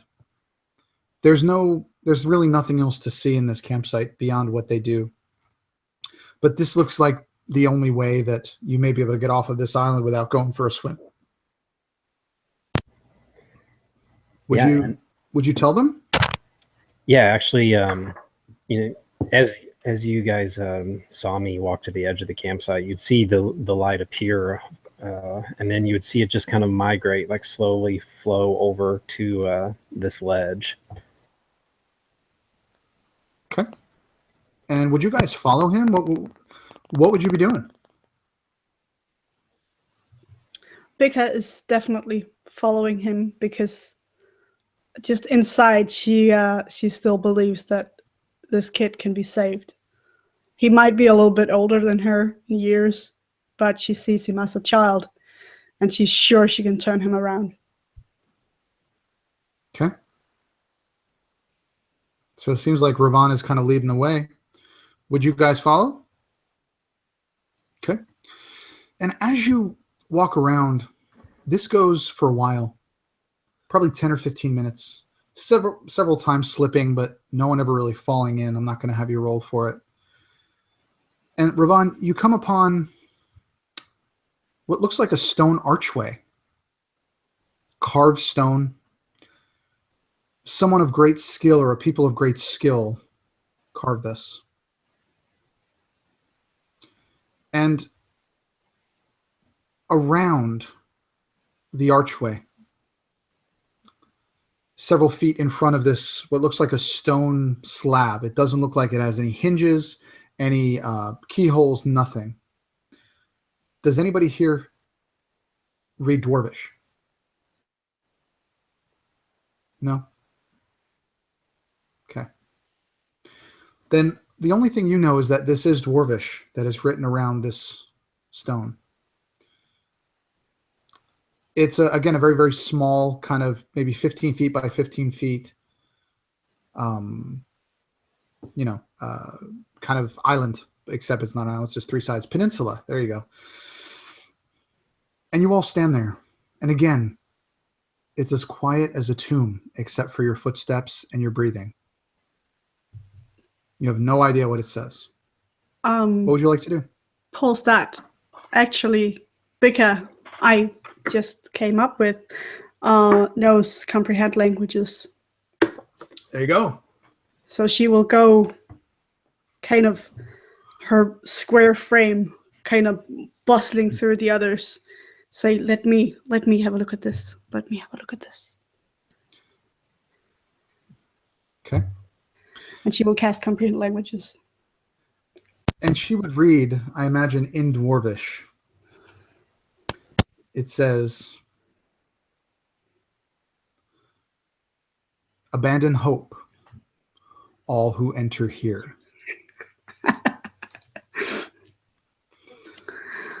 And then, but then, the very last word, it says, there's two final words on it, but it's almost on the very bottom, as if it was added later, but still in Dwarvish. It says, "Welcome, friends." But it's an ancient Dwarvish, something that hasn't been used in centuries. Even if you knew Dwarvish, chances are you wouldn't know this. The only reason you know this is because you have this spell. Yes, and I imagine that she knows it's ancient, so she knows that it might not mean exactly what she thinks it means, or it might have multiple meanings. Okay. And she will relay this to the others and go. So, do you think there's any way we can just get some water, get up the pit, go back? I'm not sure this is worth our time. I mean, I didn't have much hope to begin with, so I don't have much to abandon. I'm good to go. Really? That's sad. That is sad. Oh. Arlen pats Orson, well, on the calf, because I can't really reach his shoulder, but he's like, there, it's going to be okay. We'll get you through it. And hearing this, what would Ravon do standing in front of this door? Yeah, this whole time just been staring at the carvings, and as Bika turns around and questions the path forward, just hear under my breath, the call beckons forward. We must go. We must travel. It is beyond here. And then Orson, with kind of like a flourish of the hand pointing towards the door, "Well, lead the way then, my friend." Whatever is here turned this whole land into a wasteland, a desert. Whatever it is, we're getting rid of it, or taking it, so we can put it somewhere safe. Is that understood? Lovely. That does make sense. That does make sense. I agree wholeheartedly. Drake, would I be able to make a history check? And I want to, recalling, everything that we learned about the ruins of RFL and the legend and the folklore and the myths and all of that. I want to check what maybe this temple might have been for, even in legend, or what even the word RFL might have meant. Sure. Why don't you give me a check? Roll me. Either history, religion, something. Whatever you choose. So that's a 19 on a history check. You know from your teachings in the monasteries that Arafel is an ancient word. And the direct translation is fog of death or fog of Armageddon. It is said to be the precursor to the apocalypse that will, this kind of shrouded void that precedes the destruction. And Arlen, if it's okay with everyone, I think Arlen would have read this. In fact, he might have known all of that, what you just said, before he even arrived at the town, before he even started meeting these guys, and he's going to keep that to himself. Whatever it is, he doesn't want to freak everyone out. He just wants to go in there, find out what caused it, and get out. Okay. And Ravon, what said you're standing in front? I mean, you're just going to stand there? What would you guys like to do? How would you like to go about? Yeah, you, Ravon, responding to Bika earlier, had the call beckons, we must go. And stepping forward, I'd start running my fingers, tracing along the stone carvings, and you'd hear just slight whispering, there is a door. It has old, ancient carvings. What should I do? Show me the way. And then the glowing crimson light, you'd see 1, 2, 3 more. Just they all appear beside it. And above our head, they spread out, illuminating the whole spread of the archway. And one thing you do notice as you're looking so close with these crimson orbs around you, you notice on the right side, it looks like scratch marks. And caught, almost looking like in the edge. You're not sure, but it looks like you see a fingernail still stuck between the door and the archway.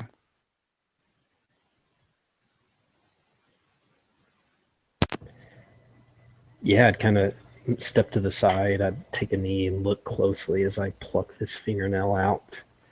And, can I discern anything from it? This wouldn't be. This looks human, like a pretty average size human fingernail.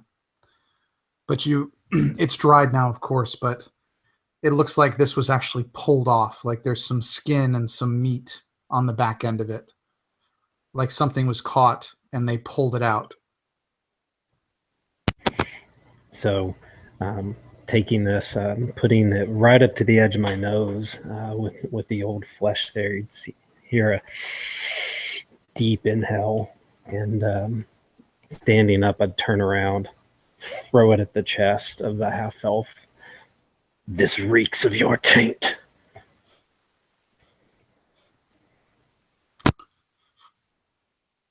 So Ravon is finding fingernails and searching. What would the three of you like to try?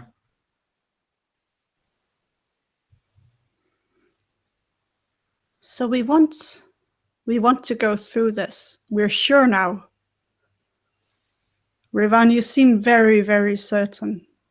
I find that you need to be careful around such certainty. Beyond it usually lies only pain.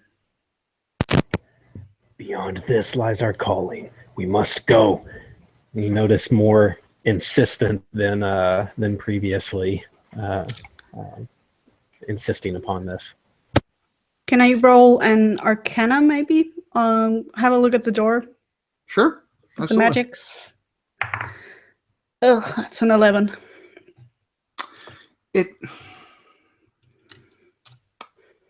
This is not something that you're very familiar with. You feel like there's some type of of magic involved, but you can't put your finger on it.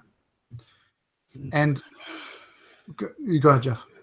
Orson just walks up to the door and just, really, you guys are. I have to be the one who opens the door. Why am I always the one who has to open the door? And he pushes on the door. Okay, give me a strength check. 13, sorry. 13. It doesn't open, but you can feel some slight movement, maybe a half an inch, 3/4 of an inch. And as you do from above it, dust and dirt falls from the top. But I was going to tell you, Arlen, that there is one thing that you do remember. In this ancient Dwarvish,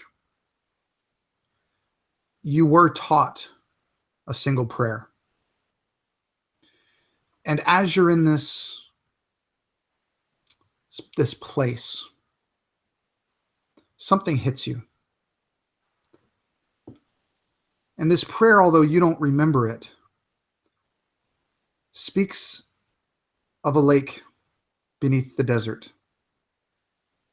It speaks of a holy place beyond this. And you also remember that part of this prayer ends with, "Save us from the traitor." And this was something that came out of this city, this place, far before any of you lived. but someone you know or something caused the fall of this civilization. And in the legends, it was a traitor. So I'm standing back from everyone and this hits me. I close my eyes and it was save us, the traitor exists, yeah? I'm sorry, say it again. Was it the last line was save us, the traitor exists? No. Save us from the traitor.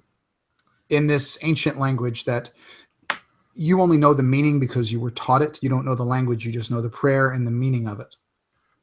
So it's like light bulb moment and something clicks. And I walk up behind Orson and I say, move aside, please. And I place my hand on the door as if knowing instinctively what to do. And I recite this prayer in this long, dead, forgotten language that I can barely recite. You know, it's like someone who's reading a foreign language and they're getting all of the inflections wrong. But so I'm standing at the door and I'm like, and then at the end, save us from the traitor.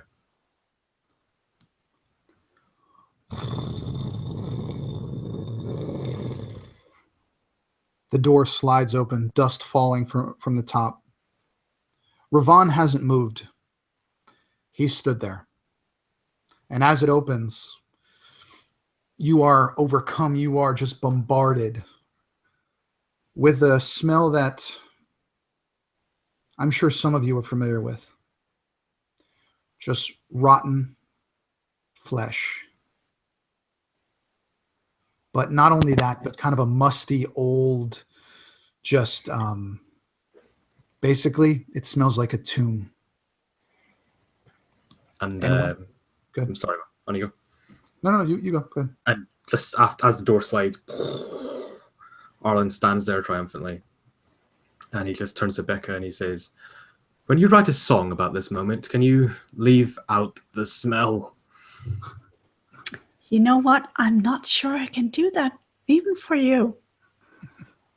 You wound me, lady. You wound me. We'll see. We'll see. And what would Ravan be as this opens?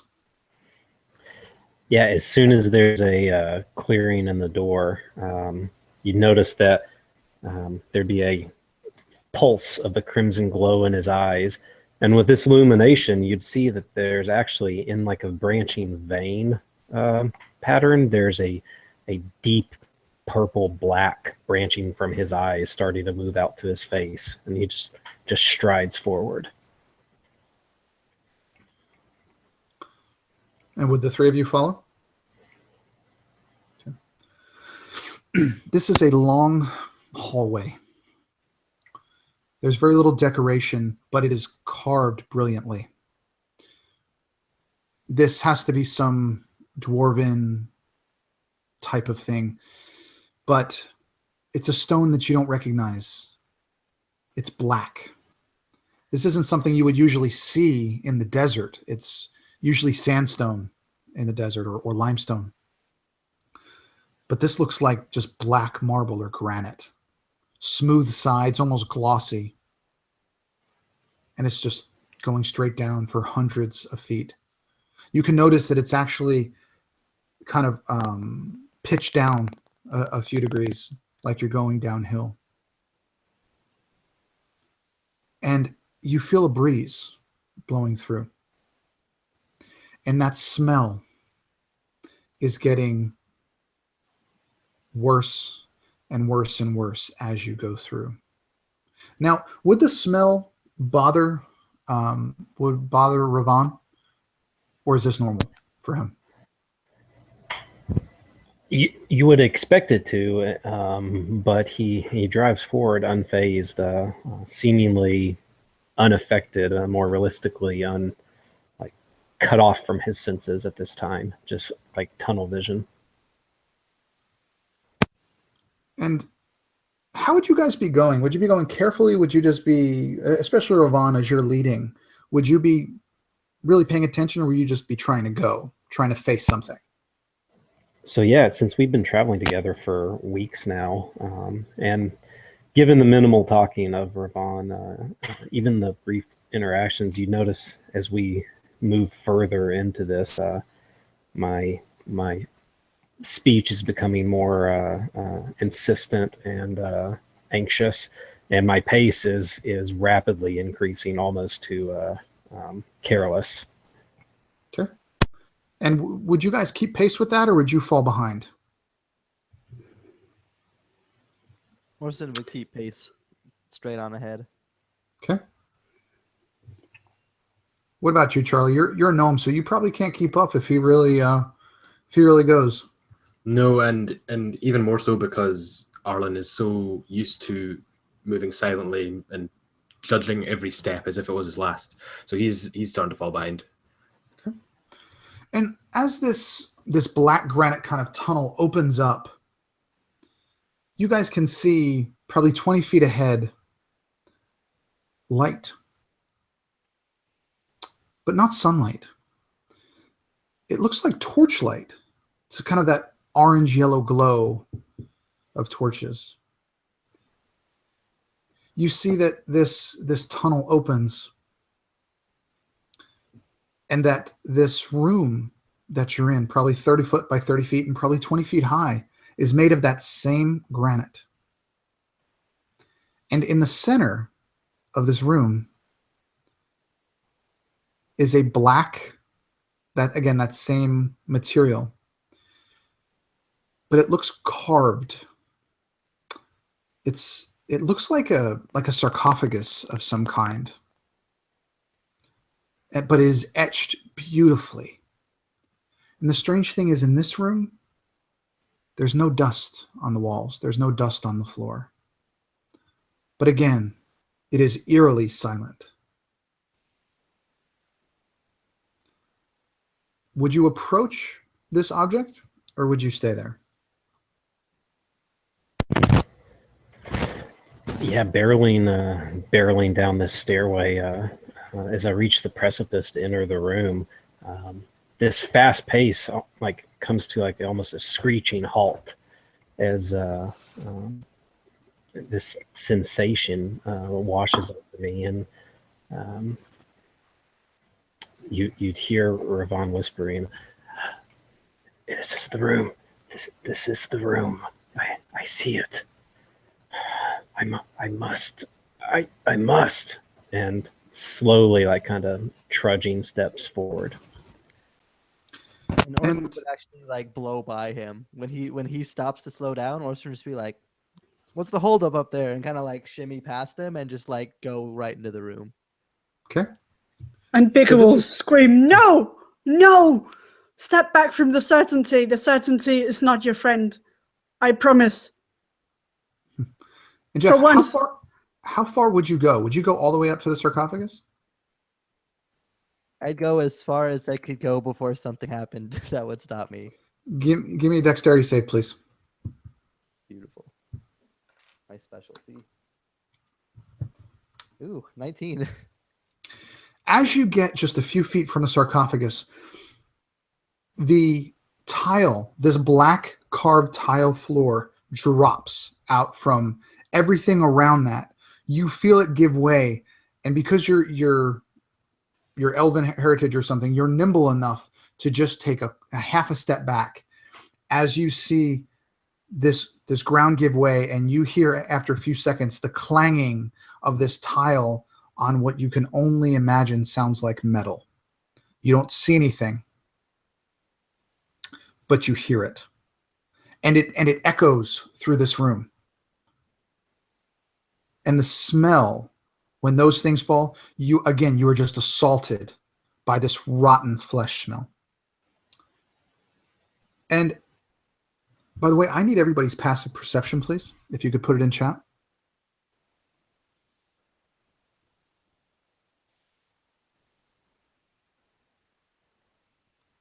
Okay. Okay. Jeff, You notice as you're so close,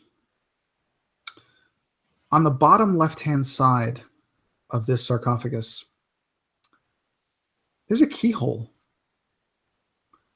And it looks eerily similar to the key that you found outside. What would you like to do? Would you tell your companions? Would you wait for them to get closer? I love the smile on your face, by the way. No, he would just take the key and just immediately like, oh, here's the key. There's the keyhole, and just go right for it. And you would have to jump over that little pit, but it's just a few feet. You'd be fine. But there's only a few inches of flat area between the sarcophagus and that.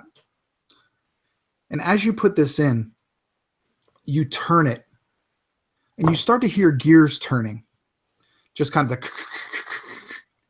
And you see on the far wall, the wall actually begin to slide away on the far wall, revealing multiple pictures. 5 total. The first one is of a gorgeous city. It looks to have just been a sprawling city. It looks to be in some type of a desert area, but cornered on both sides by water and palm trees. It's like it's in the middle of an oasis. You pan over to the next one, and you see some type of a kingly figure wearing a crown, dark-skinned, standing beside what you can barely make out to be a green-skinned creature. In the next one, those same two, that green-skinned creature is handing this kingly figure a box. And that box has these kind of golden rays coming out in this mural. You see the fourth, you see the king sitting on his throne with this box. And the king has a smile on his face. And you can see his subjects bowing to him. The final picture on this wall is of that box opened. And behind him, the faded picture, barely able to make out, of that same crowned figure, only this time, it's the skeleton.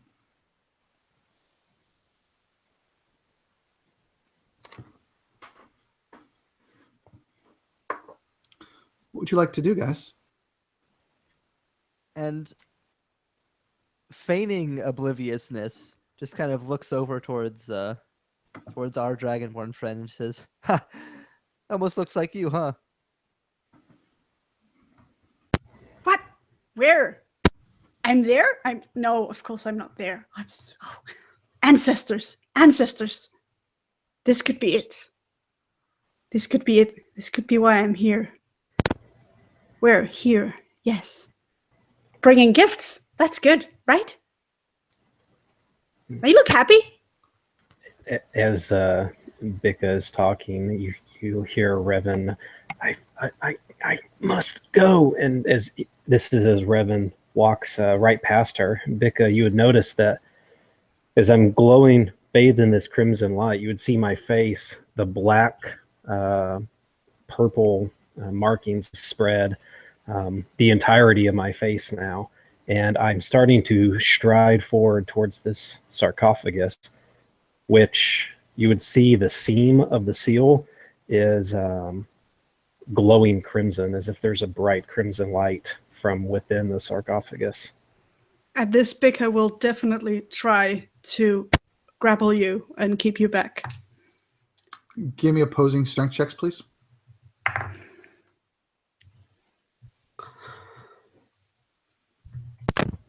That will be a 6. She absolutely grapples your ass.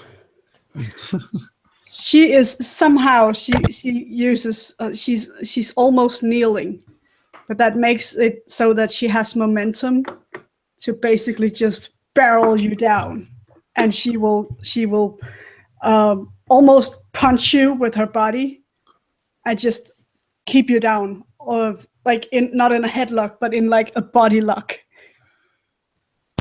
As I impact with the ground, you would notice that for the briefest moment, the glow of crimson in my eyes dissipates, and any struggling ceases as we lock eyes for just a moment, and Please then the glow returns, and I begin fighting with fervor.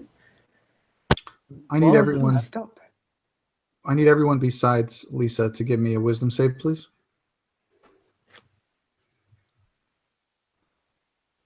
Every time I say something, Jeff smiles. I want to know what he's. Okay. Jeff and Charlie, you guys hear in almost a whisper inside your head, traitor.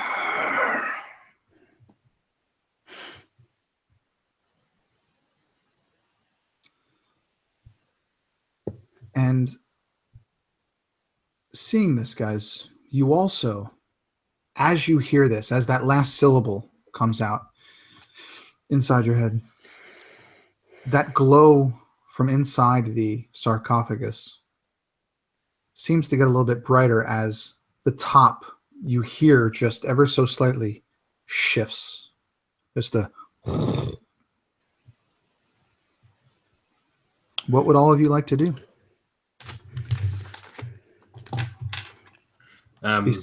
Good. Arlen only now really starting to come into the room because he was falling behind. Will sort of stumble against one of the walls and put his hand out, and he's like, and then he hears this voice, and he hears the sarcophagus start to move, and he looks at the scene in front of him with Bika and Ravan struggling in each other's arms, and at this point I snap and I say, enough. What is going on? What is going on with you? And I point at Ravan and I point at Vika and I'm like, and what is going on with you?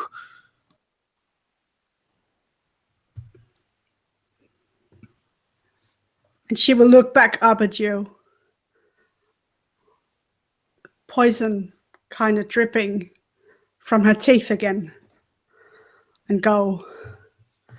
Cast the sands aside. Sweep the dusty dome.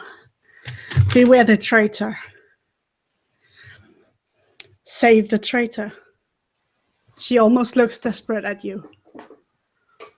Close the sweeping dome. Death's shadow grinds to a halt, grinds to faults. All hope abandoned. Flickers, sighs, assaults. And she looks right straight into your eyes, and you can't quite recognize her. And Arlen, under his breath, whispers, Arafel, save us from the traitor. As I'm sorry, you can finish. No, that was it, man. I imagine you're muttering this under your breath as Bika's going on, and at the same time, you would hear, now like in a double voice emerging from Ravan, you'd hear, I am yours! And the flash of crimson light as the two spectral guardians beside me appear. They toss Bika off. As I stride forward, I leap, and all three of us go to grab the sarcophagus and flip the lid off.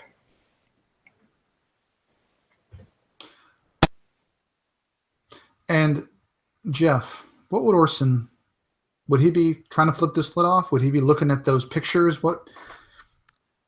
So when he hears the voice in his head, traitor, he actually just like looks over at Bika, who's just going on this crazy rant, and just kind of like looking for a moment, and then suddenly he's caught off guard as he just sees Ravan just leaping basically right towards him because he's still right next to the sarcophagus. So as the lid kind of just gets flipped off literally inches away from his face, he would just kind of instinctively be drawn towards the now open sarcophagus. Okay. And as the top of this sarcophagus gets just flung open, inside, you see something that you've seen before.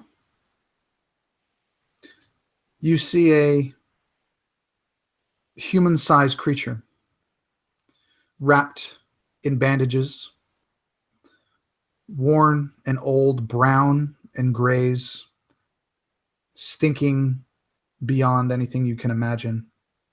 But the most distinctive feature, upon his head is the crown that is depicted on the wall on the other side. And after a moment, hold on. After a moment, you hear, "Traitor," and and his left arm goes directly to Ravon's neck, and he grasps you by the neck and begins to sit up, holding you by the neck. Roll for initiative.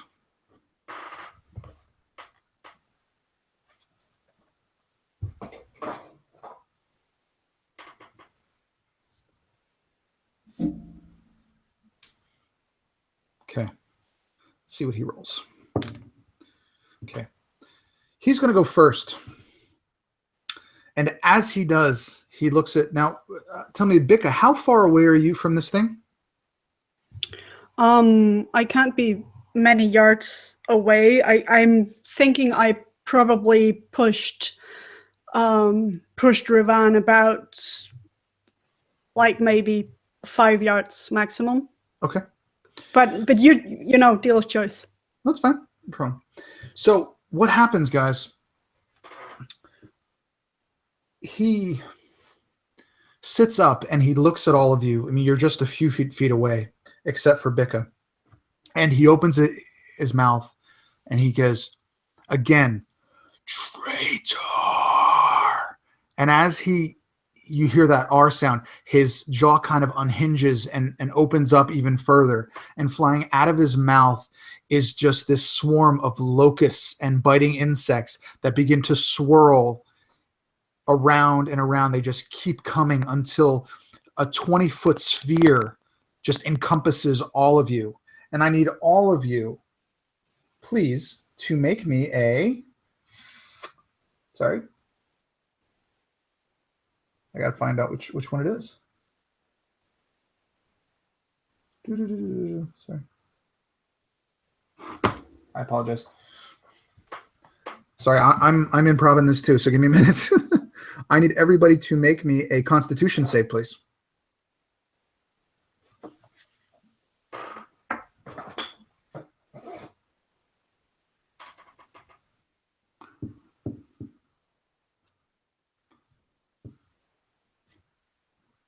Okay.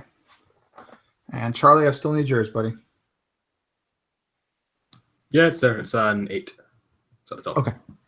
All right. So Lisa, Jeff, and Charlie. So Arlen, Orson, and Bika. All of you take, hold on a second,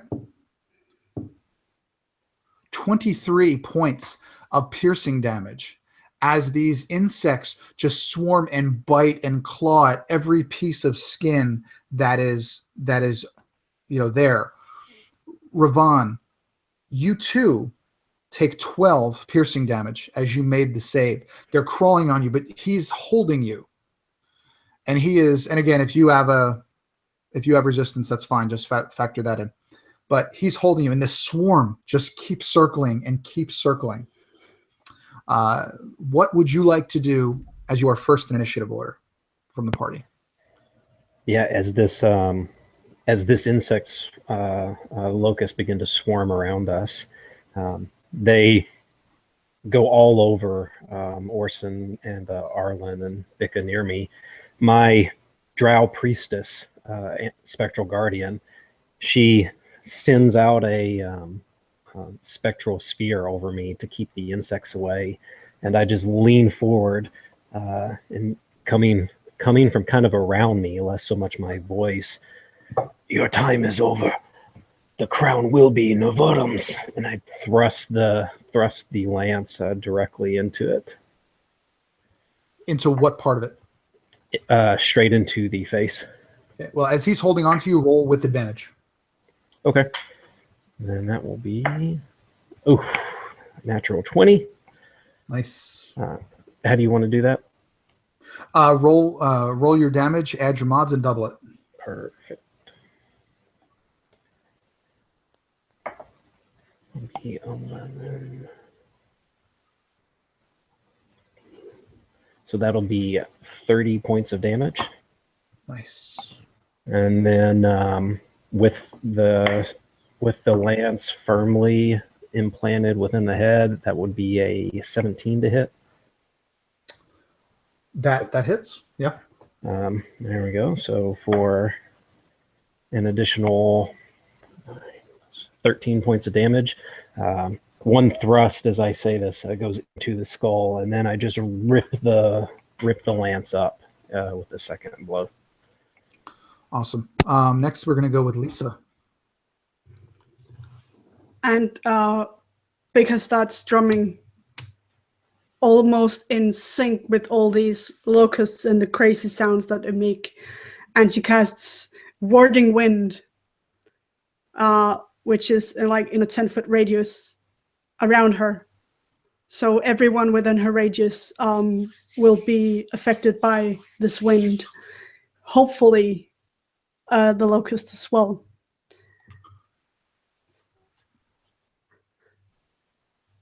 Yes. No, what does it do? I need to know what it does. It deafens you and other creatures in its area. It extinguishes unprotected flames, torch size or smaller, difficult terrains for creatures other than her.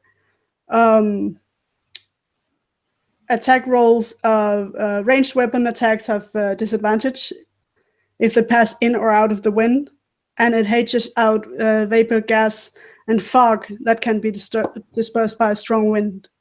And it's a concentration, so she can keep it up to 10 minutes. Okay. Next, we're going to have Jeff. Can't see you, buddy. There you go. Yeah, so as Orson just kind of still like almost like crouching almost from where he had like bent down to put the key in, and everything's kind of happened so fast he hasn't really had time to stand up. Just kind of like falls back against the wall in a seated position and looking up at this thing that's just grasping Ravan, just kind of muttering under his breath.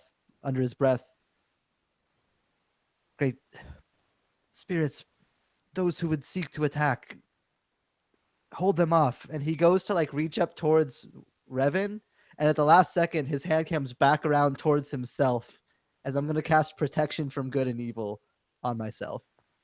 Okay. And what effect is that going to have on you? So aberrations, celestials, elementals, fae, fiends, and undead, which is the key part, will have disadvantage against any attack rolls made against me. I also cannot be charmed, frightened, or possessed by any of those type of creatures. And that's it. So disadvantage against if they attack against me, and I can't be charmed or possessed or whatever. And finally, Charlie.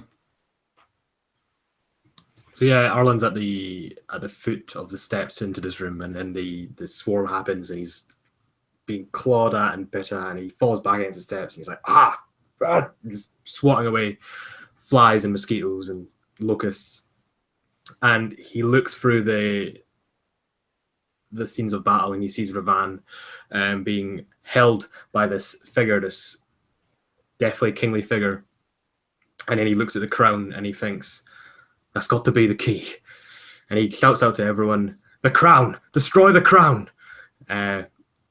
And I want to basically run and jump, and I want to jump onto the body, maybe like the shoulder area of the mummified king.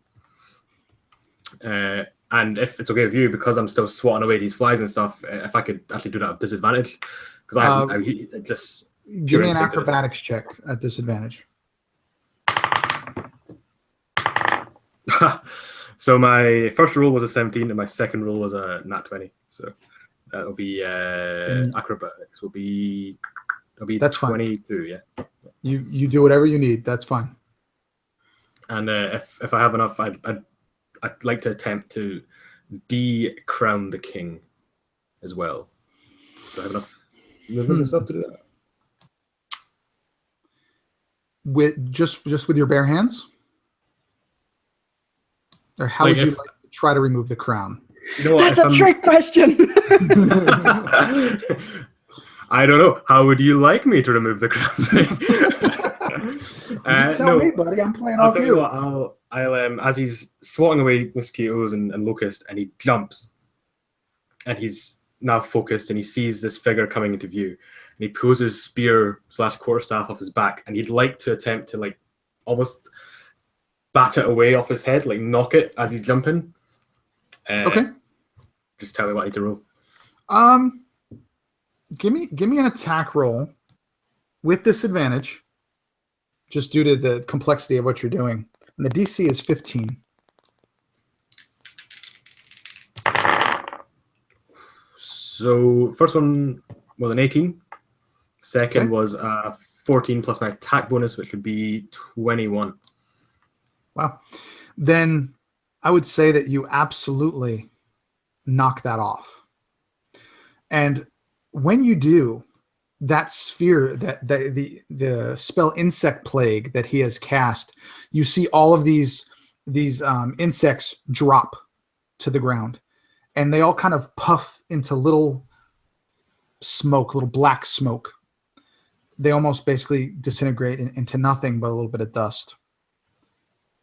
And Arlen is now hopefully just clinging on. I mean, he's a small guy. He's clinging on to the shoulder of this lord, and he just sort of whispers in his ear, "I hate bugs." And with that, he's still sitting up, and you knocking it off. He had his hand on Ravon's neck, and when you did that, he shoots his gaze right over to you, and you can't see his eyes. They're covered with a bandage. And he goes to grab you by the neck. Oh, that was a nat 20, buddy. He is going to grab you. So with that, my guardians will kind of roll that at disadvantage. Okay. I swear to you, that's another 20. Wait, I didn't touch anything. Wait, I didn't touch anything. Hey, Look, that's worth it. Hold on. Wait, look. See? Now you just need to make it extra brutal. So, apparently the gods wanted him to get crit. Hold on, I gotta fix my camera. Damn it. All right. And with this, you see this kind of green and black magic come through him and start extending to his arm, and he grabs you, and you feel this just cold, but it's almost so cold that it hurts, like a frostbite type feeling, as you feel his fingers just kind of dig into your neck, and he's casting Rotting Fist. I need you to make a con save for me. Yep. Oh, that is 2. Okay, so you fail that. You take you take 12 bludgeoning damage plus, hold on, 11 necrotic damage. You also decrease your maximum hit points by 10. As he looks at you, and you just hear this guttural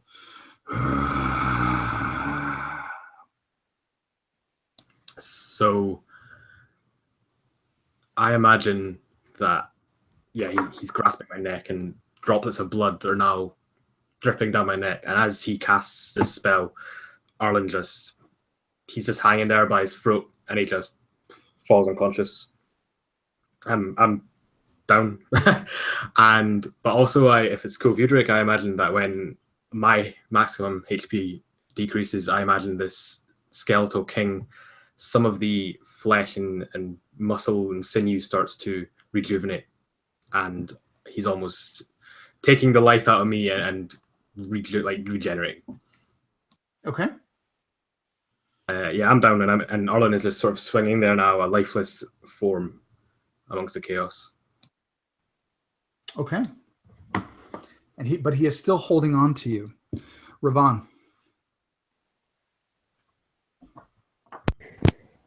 All right. So with his attention averted, so he's not holding me anymore. So you want me to do advantage? Absolutely. So for one attack will be a 25 to hit. Absolutely. And the next will be a 21. So with the body turned aside, I thrust my lance kind of in the back of him as he's holding onto the corpse.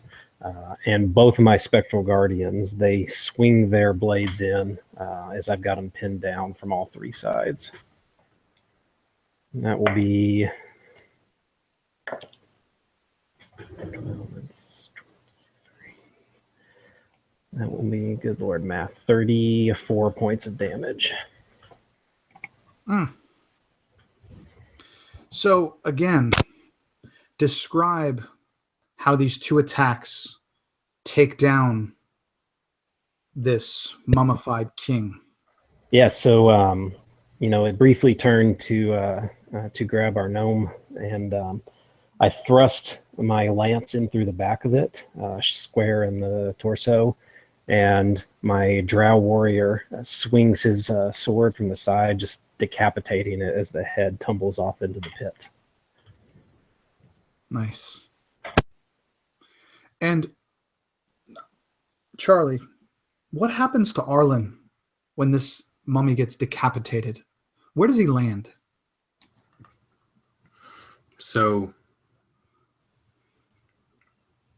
the last thing Arlen sees before he falls unconscious is he feels like it's like being plunged into an icy bath, and his body goes limp. But the last thing he sees is Ravan's weapon bursting from the chest of the mummified king, and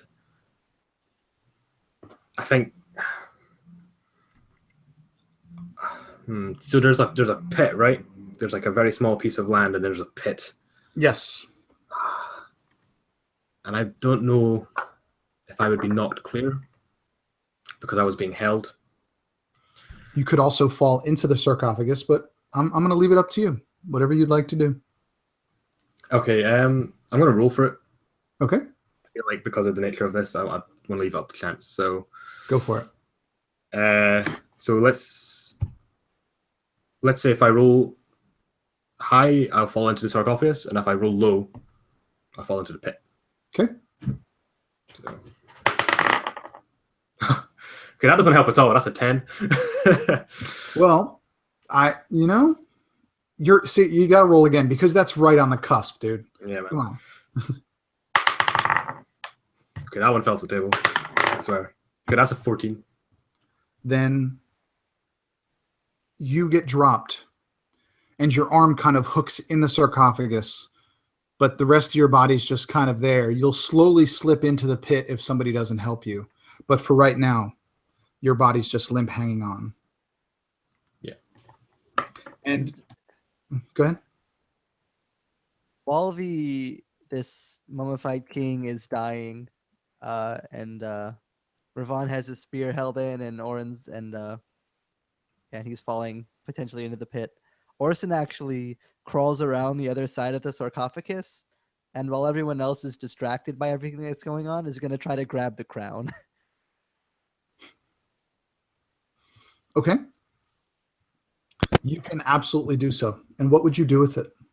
So actually, I'd like with Ravan's reaction, just lets go of his lance left in the torso of the king, and leaping as he pulls the trident off, slams the trident down. And I imagine like it, whether it was intentional or not, no, who knows, but it lands like just framing Orson's hand as he reaches for the crown. Give me a roll for that. Just a straight D20. Anything more than a 10 and you succeed. Okay. Or without any modifiers, just straight roll. 3. Then you do that, but he's a little bit too nimble, and he snags it. Now, just asking, is anybody grabbing the gnome? Bika is definitely trying to grab the gnome. She will drop the wind. Okay. And she will just throw herself at the gnome. Okay. I'm just going to say that you can, because nobody's fighting you. But Jeff, what would Orson, once he got his hands on the crown, he's probably about 10 feet from these murals. What would you do with it? You put it on? I put it on. For a moment, what seems to you like several minutes, maybe even hours, visions pass in front of your eyes, like your life flashing before your eyes before you die. You see worshiping people worshiping you and bowing, and you hear chanting. You see grand feasts and well-dressed, nobility and royalty around. You see this creature that looks eerily similar to Bika, presenting you with this box inlaid with gold, kind of just emanating this aura, this yellow aura. You see followers or worshipers in front of you bowing as you open this box. And then you feel a pain, an excruciating pain in the middle of your back. And you look down and you see the tip of a sword sticking out of your chest. And then your eyes slowly close and it goes dark.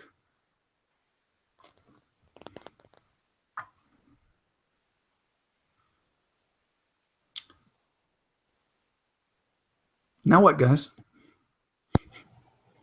So what are we seeing with Orson as that's going on?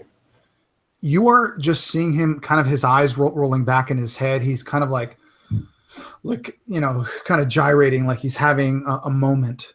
And he may be saying some words that you just don't understand in that language that Arlen spoke earlier.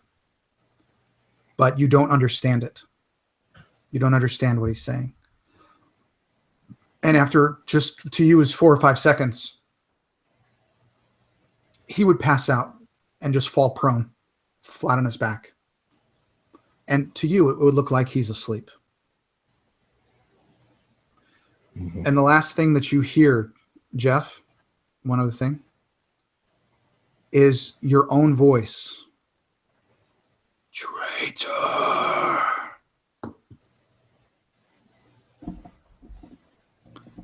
So Bika and Ravan, what would you guys like to do? You have one guy passed out and one dead gnome. I think with the last of their form, my guardians would their spectral form would go up and reach down to pull the crown off of Orson's passed out body, and then they'd place it on like the tips of my trident as I put it on my back. Okay. And I kind of just bearing my lance, I turn around and just glare my eyes at this dragonborn. And Bika will she will look at the fallen comrades and she's too big to really slink, but she will kind of back off and give you her best non-threatening body language and say, "You have it. Okay, you have it. Let's go back. We can go back." I think kind of like walking with his back towards the perimeter of the wall, you'd see me pivoting with her in the middle, working my way towards the entranceway. Yeah, she's trying to look non-threatening, but she's still going with you like the arms on a clock. And there's what's up, Drake? No, I was about to say, and as a few moments pass, Jeff does come to. Orson does come to. Probably a little bit, out of his mind a little bit, just like what the hell just happened. As these two, you see these two kind of, standing, just kind of being a little standoffish as the limp body of the gnome remains in the sarcophagus with the decapitated mummy. And with that, we're going to take a 5-minute break, guys. I got to pee. So, all right. Sorry. I'll be right back.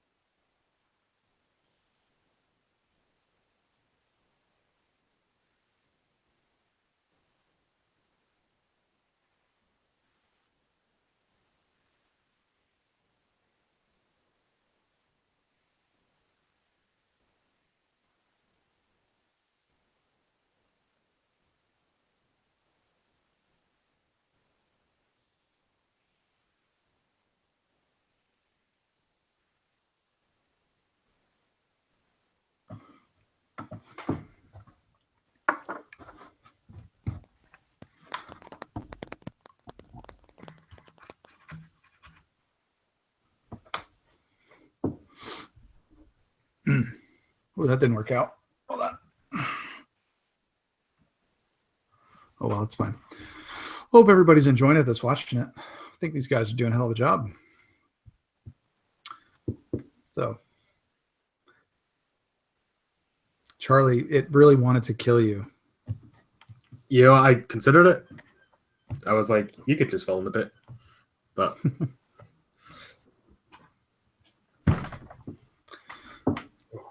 we're not done yet, though. We probably got another hour, give or take. Sweet. Hi, Lisa. I see the sun's coming up again. Well, that is... I guess the alternative is kind of scary, so. I'm good with the sun coming up, yeah. It's fine. Yeah, it's actually turned out not too bad, guys. This is great, yeah. I'm Awesome game, man. kind of surprised, to be honest. It's yeah. Yeah, and like literally, this is I have no idea what's going to happen. I have no idea. I'm just like, oh, there's pictures on the wall. I'm sitting here and I'm thinking about everything and I'm all the visions and all the crown. You know, I've got all these like theories in my head and I'm like, I can't wait till Drake tells us like what this all means. And I'm like, shit, he's making it all up. He doesn't know what it means. I have no idea. But what does it mean? Actually, I have a idea, but we'll see. Because I just had an epiphany when I was peeing. See, it's a great time. So if everybody's back and good to go, yeah? Yep. All right. Yep. So like I said, guys, we'll probably go about another hour, give maybe 45 minutes. It's not going to be too long because I can't think of anything else. So, all right. So we have Orson. The crown has been removed. It's now on the trident of Ravon. And we have Bika and Ravon just kind of, pacing each other. Just she's trying to look not so menacing, and he's looking menacing. And again, the gnome is unconscious on the sarcophagus amongst the decapitated mummy. So with that, what's next, guys? Orson, are you with us? Orson kind of coming to, like, immediately his hands go for the top of his head and just, like, touch nothing but his head. He just looks over at Ravon, says, I think you took something that belongs to me.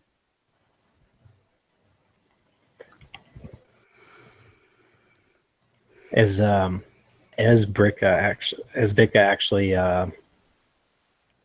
gestures over towards Orson, with that flick of a moment, the entrance I was working towards becomes engulfed in darkness, and I bolt for the hallway.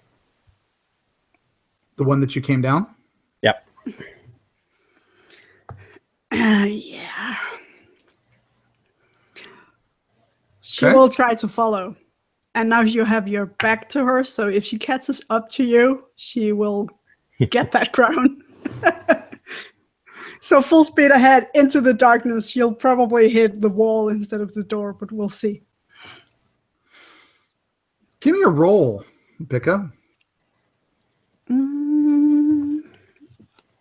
Whatever roll. Yeah, give me just a D20. Clean D20, that's an 8. You absolutely go headlong into a wall. I thought I would. Yeah. Classic Bika. And the only thing and you aren't even close to Ravon. He sees you coming, but you're like 10 feet away, and like you're completely missing him. And I imagine he's just standing there like, really? Really? As you just slam into the wall. I wouldn't say any damage, but ow, you certainly got a bump. And so, Ravon, you're going to be heading towards that tunnel, huh? Yeah, that was the only way out of the room that we knew of, right? So far, yes. Well, I mean, if I saw any other area, I would work towards that preferably if there were a visible doorway. No, you don't notice anything. So the only thing you see is this gnome hang on the sarcophagus, the head of the mummy. The body is still in the sarcophagus. And you see Bika slammed into the wall and Jeff on the ground, but kind of sitting up and just kind of looking around like, what the hell happened? So Jeff, seeing this is going on and seeing Bika running into darkness and hearing what would you do? Because I know what the gnome's doing. He's chilling. Orson would just kind of stand up and just kind of shake his head like, where does he think he's going? All that's out there is a lake and a cavern with a 100-foot cliff. You won't make it far. And then just like turning to the gnome, almost like angrily, just like reaches down and like a burst of magic just like flies from his hand. Just poof. I'm actually going to cast Remove Curse on him and give him his 10 HP back. Yeah, that's the only thing that could really bring him back. So you are now conscious, Arlen. And when you are, you're kind of slumped over in this. You see a faint glimpse of two things kind of sticking out from like where the mummy's neck would have been before it was cut. One is green, and the other has kind of the glint of metal. Would you do anything with them, or would you just look at it? So sorry, these are in the mummy's neck cavity, yeah? Well, it's the metal is sticking out of the neck. The green, you just see it, the hint of it. It's kind of a metallic green look. It almost looks like it's tucked behind its back, but you can just see the top like coming over this area. Yeah, so there's about a minute of Arlen coming round. First of all, his first thought is he looks and he's waking up from a near-death experience in a sarcophagus, and he debates the irony of this situation and whether he can make a joke or not, and he's like, no, it's all good. But he notices these two items, and he wants to sort of, with whatever energy he has left, just kind of crawl and inspect them further, but he doesn't particularly want to draw attention to himself doing this, so he doesn't really want Jeff to notice. But at this point, he didn't even know that Jeff is put on the crown, so he has no reason to mistrust him. He just doesn't want him to, whatever's there, he wants to look at it alone. Okay. Well, that's what you see, unless you move things or grab things. That is what you see right there, just a little glint of metal and that green. So said you can either move the mummy or grab at them, whatever you want to do. Yeah, I'm gonna grab the metal that is sticking out of the mummy's body. And when you do, you grab it, and it almost feels like electricity in your body. And it's again, you didn't see it as you were unconscious, but it's the same. It's a similar thing that happened to Jeff. As you grab onto it, it's like it's stuck for a moment, and all these images begin to flash in front of your eyes, and you too see that's bowing to a king, but from behind the king.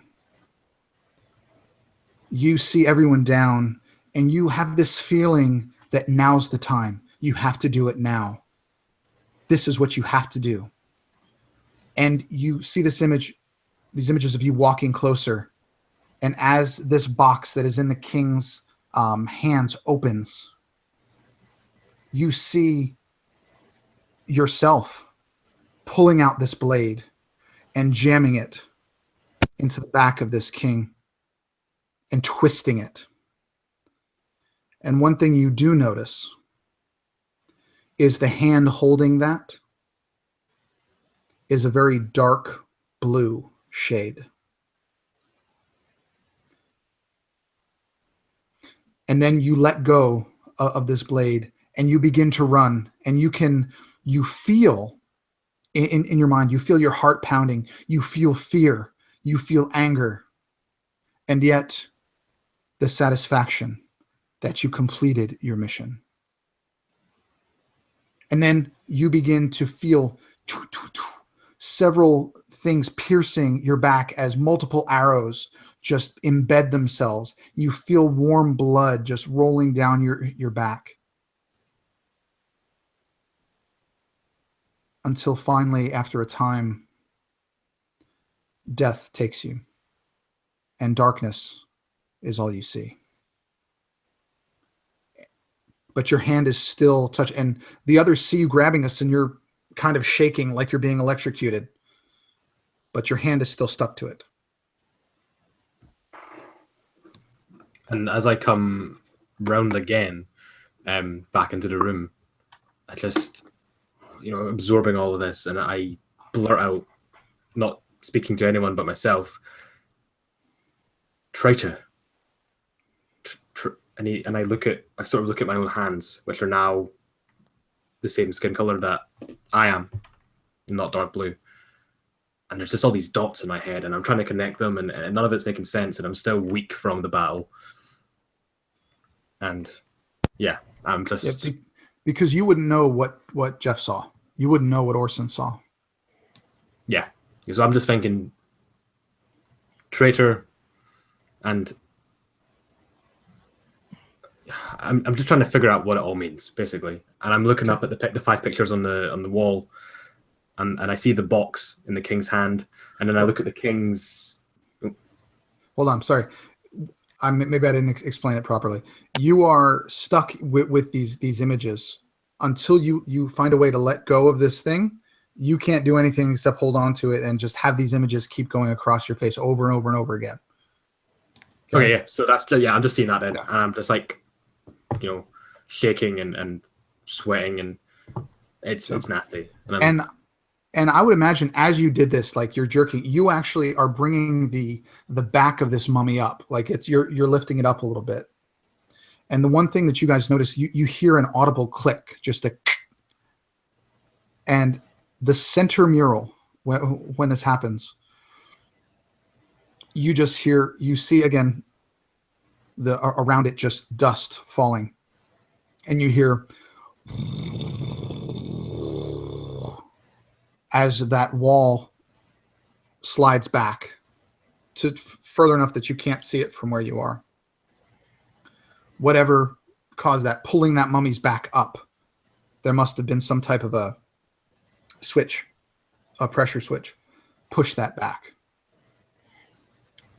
And hearing that click, you guys would look over at the gnome and see that he was exhibiting some of the same things that you saw Orson do when he put on the crown.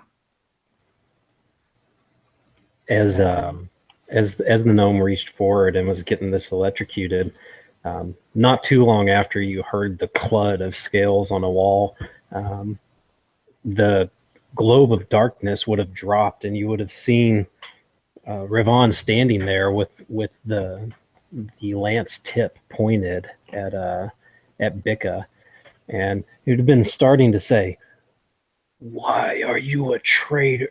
And then as he's beginning to question her, all of this sliding of the new gateway would have opened up, and I imagine both Bicca and Ravon both kind of turn their heads towards it. Okay. And Bicca, what would you be doing? Definitely just when the darkness dissipates, she's gonna just stand there, just kind of shake that big hard head of hers like a ram that just ran into something, and she's gonna like drunkenly look towards what was your name again? Ravon. Yeah, she'll look at Ravon, and seeing him also kind of not having his parades up, she looks at the little guy that she dragged from the pit, looking, there's something wrong here, but she's just not ready to let go of the crown. She still thinks the crown is just something horrible. So she will try to say to Ravon,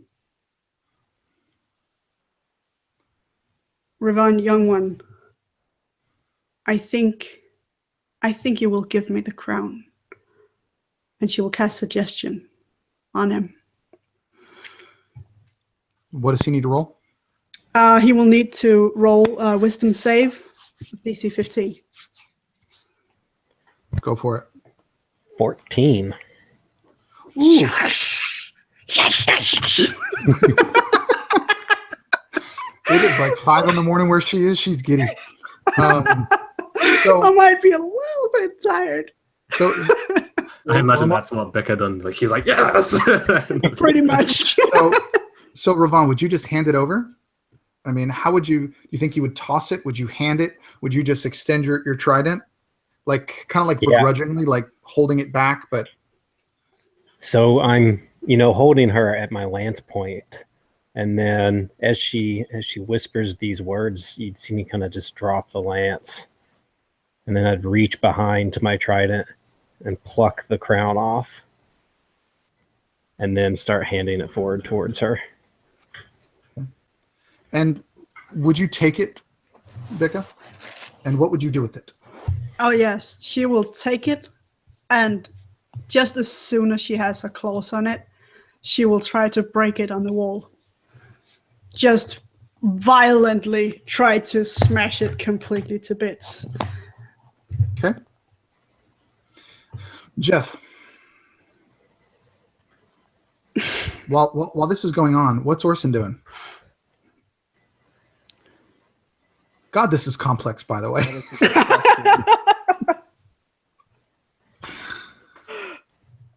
Go ahead, Jeff.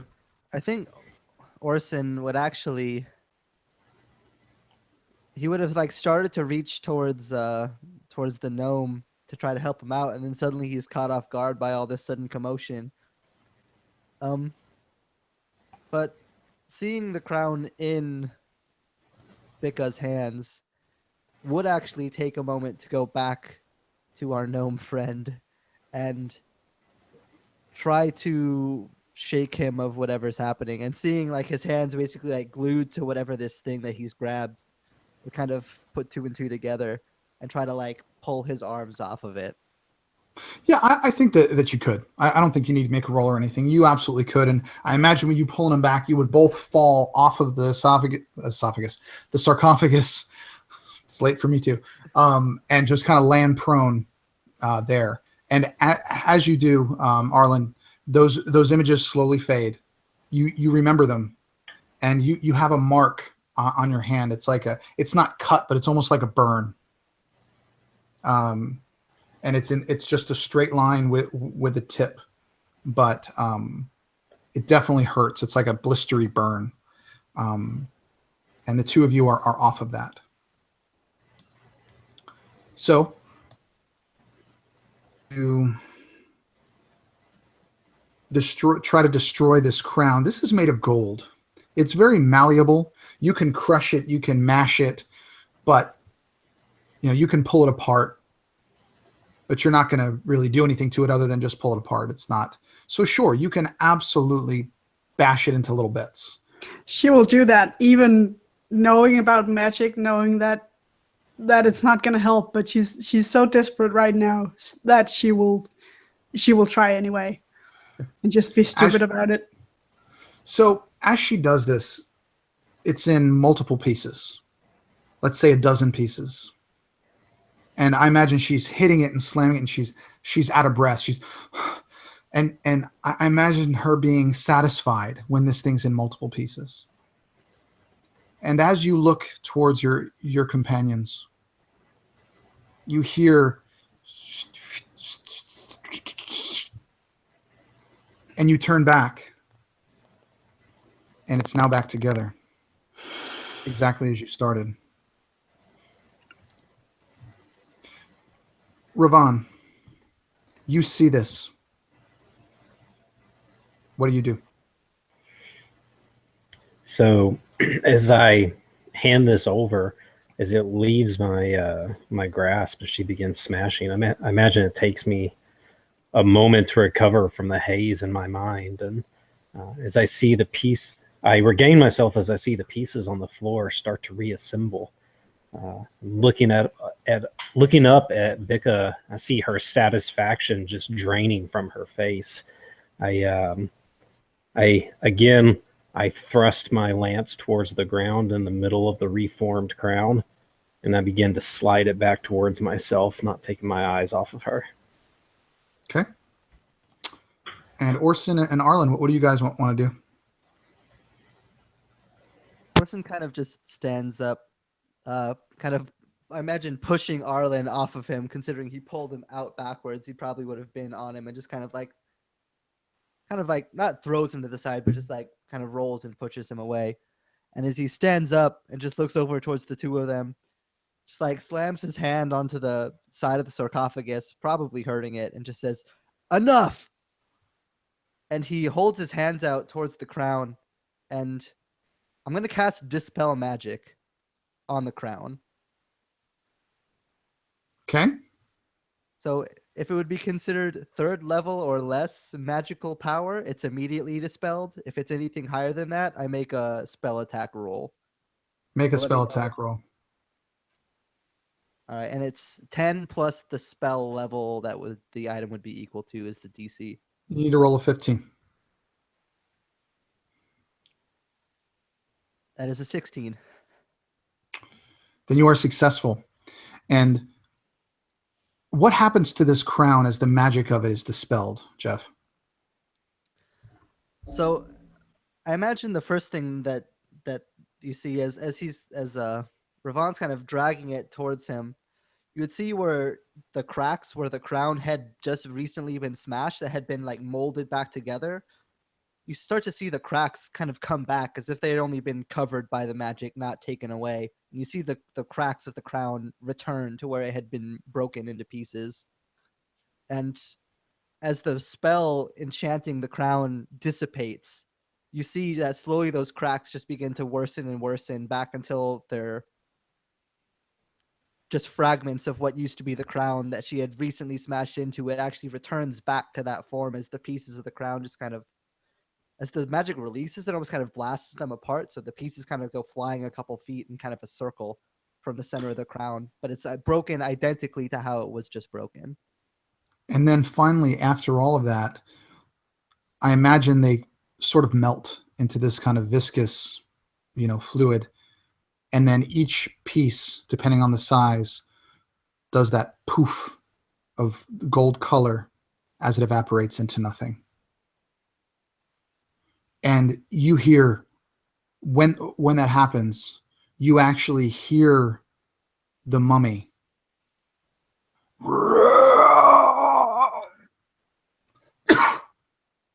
And the head of the mummy that was on the ground just basically turns to dust, and and all that is left is the bandages, and the body that is in the sarcophagus just like it's all filled up, and then and just puffs of little dust do that. And with that, Arlen, you saw the other object in there with the body of this thing basically turned to dust. You see, if you look, that this green object looks to be a scale, eerily similar to those that Bika has.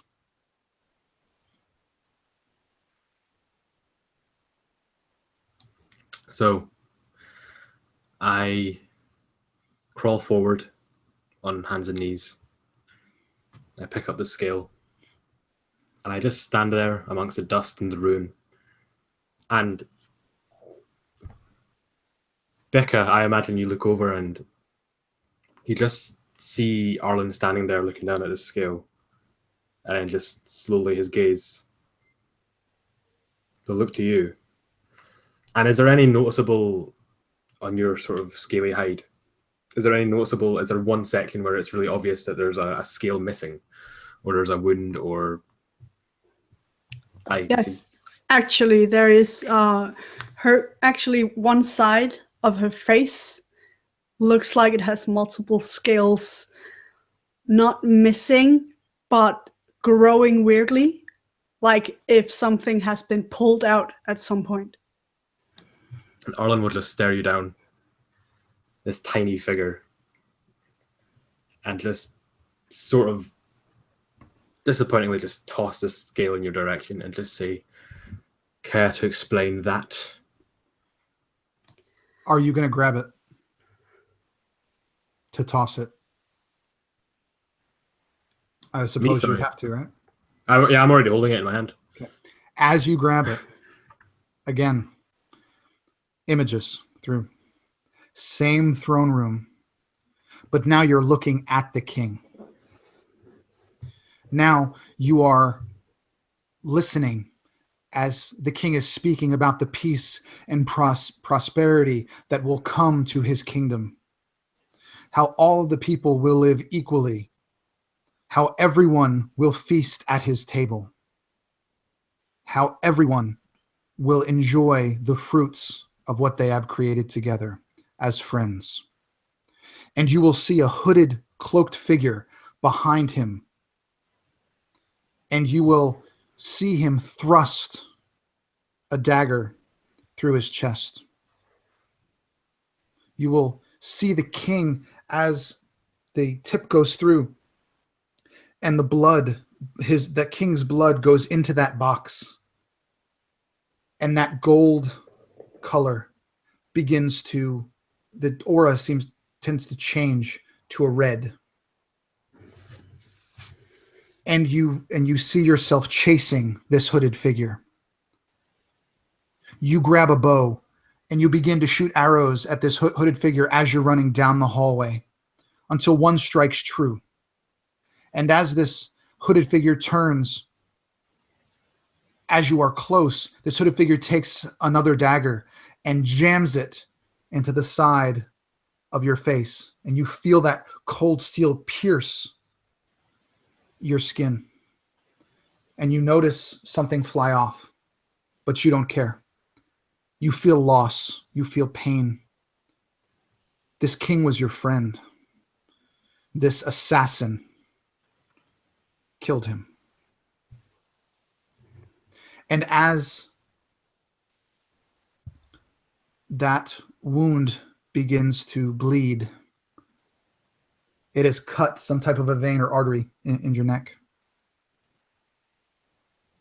And you don't know how bad it is, but there's enough blood as you look down at your green scaled hand to know that this is probably the end. And your eyes close and you succumb to darkness.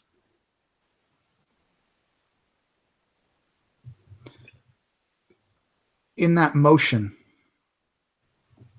in that moment, to everyone else was just a second. But to you, it felt like minutes or hours. But this one doesn't stay with you. It's all in one motion. And you throw it to Bika. Bika, you know what this is. It's been a very long time. But you remember.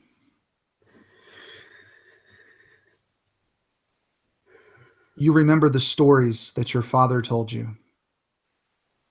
about this place. You thought they were just myths and legends. But you wanted to be so much like him that you pulled the scales out of your face because you thought he was the bravest warrior you'd ever known. You disfigured yourself so that he wouldn't feel so awkward. Seeing the scale, just knowing what it was. What would you do? As the memories hit her like pummeling fist to her heart and her soul, she falls to her knees and then to her hands in front of the scale. And she just reaches out, grabs the scale, and you see this huge dragon bone curl in to what would look like the way a fetus would lie inside the womb. And she will curl around the fetus in this fetal position, and her whole body will start shaking. She's crying. She'll see everything that Arlen saw. And in that moment realize that those stories were not made up. And you remember something that your father told you about those stories. You remember that he said, innocent blood opened this box. The blood of the traitor must close the box. And that your father's low guttural voice just reverberates as you're crying and laying in the fetal position. You get it. Seeing her do that, Ravon, again, you don't know this stuff. You haven't touched these things. What do you do? As I see this large scaled figure just lie on the ground and shake with remorse, a sneer emerges on my face as I scoop the crown up, set it on my trident, and with disdain, I turn on my heels and I start striding towards the newly opened area on the far wall. The crown is gone, Oh, dude. never mind. For that. But you're going to head towards with disdain, I turn and just leave her in the dust. And Jeff and Charlie, seeing him go, she's in the fetal position crying, but trying to compose herself. The box. The box. Where's the box? And Orson, kind of jumping back over the small pit in front of the sarcophagus that he's been on the other side of basically this whole time, walks up to towards Bicca on the ground and kind of showing the first maybe signs of like actual like care that you may have seen come from him, would lift down a hand to pull you up. And you'd say, seems we are not yet done in this place. We need the box. Did you find a box? And who's the traitor? What did you see? How did you know? How did you know about my father's skill? I saw it. Just like you. I'm sorry.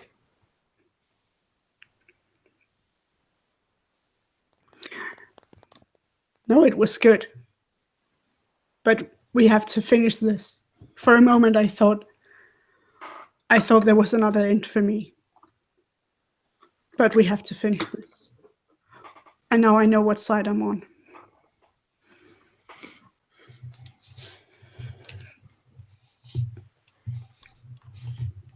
Jeff or Charlie, whatever.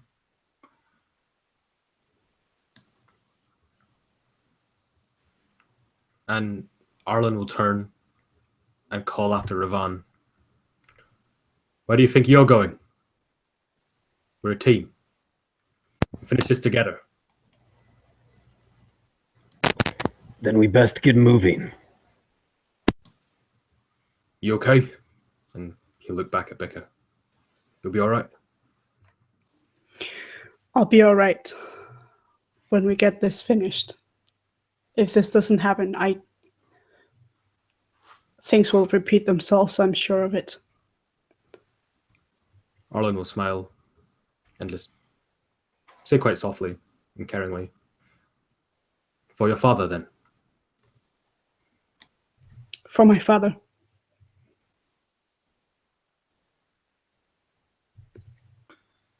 Jeff, anything? Yeah, just as everyone kind of gets recomposed, Orson would just head towards this new pathway that's been opened, and just kind of look back to the two of them that haven't already come through yet. Just say, we should get going, or else Shady up there will leave us behind.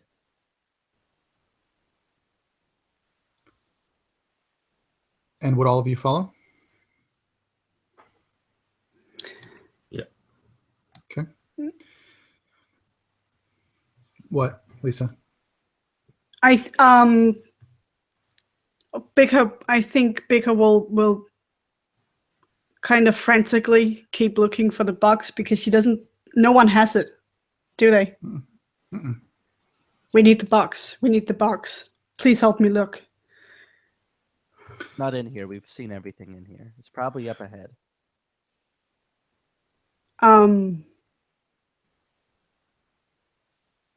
She gives you, like, she looks you directly in the eye and goes, "You're sure?"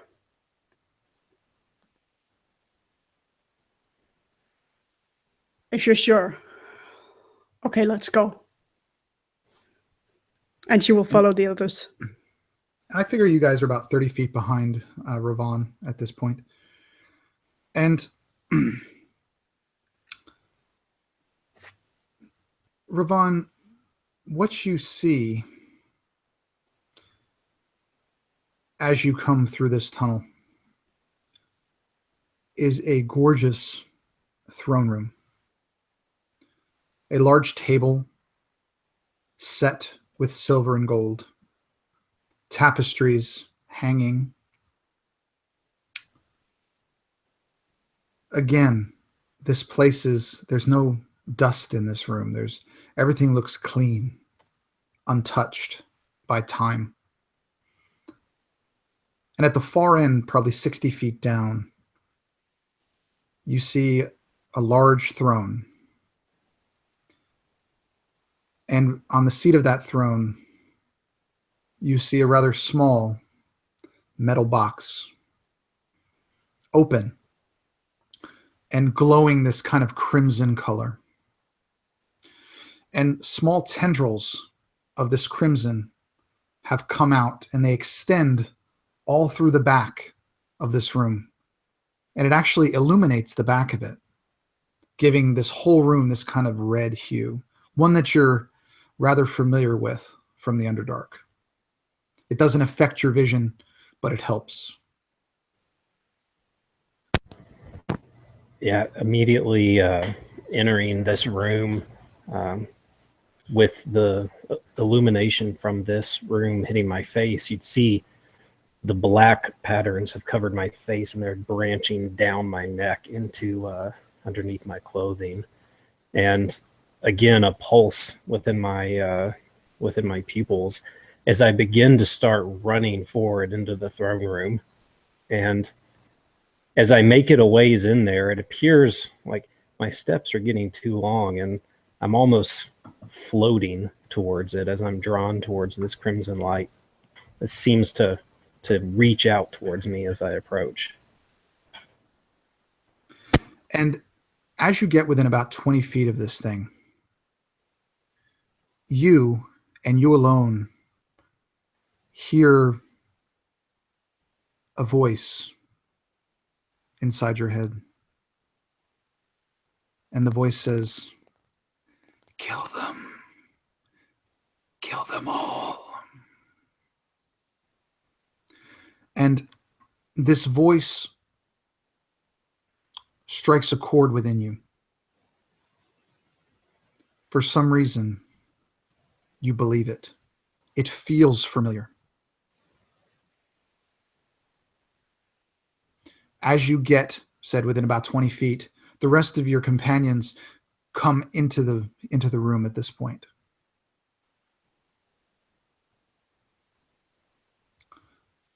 What would you guys like to do? Actually, I'll give that to Ravon first, as he heard that and you guys don't know. So everything I have, I would be running towards that throne, and then as I reach it, just turn around, and I imagine like kind of start levitating off the floor slightly as this crimson just like backlights me and begins to pulse throughout the room.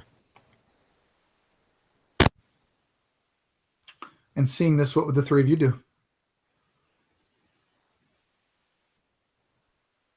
Let's start with Arlen. Come into the room and I see First of all, I see Ravan. And then I see the tendrils, and I see the light. And finally, I notice the box on the throne. And I just call out, Ravan! Ravan! What are you doing?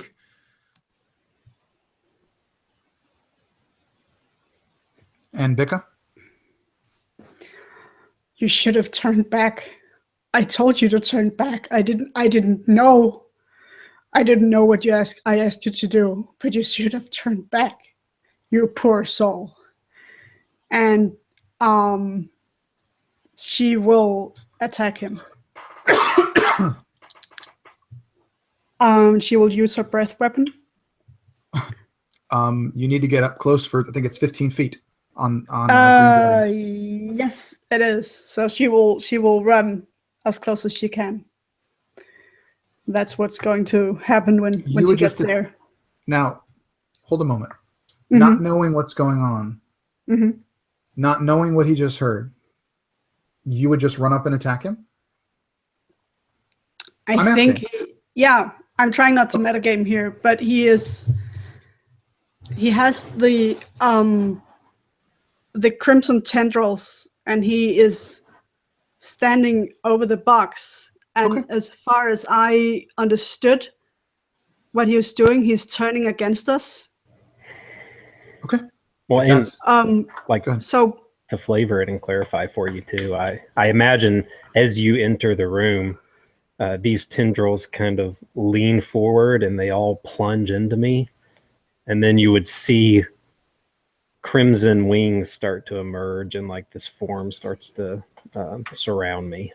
Okay. Yes, what I heard, I felt was very like ominous, at least. Okay. Yeah. So but what would does he that have be to the roll? next round? He would have to roll. That's the Constitution saving throw, and it is a. Let's see. Before we do this, I need everybody. I need everybody's current hit points and everybody's current AC, please. So let's go with Ravan first.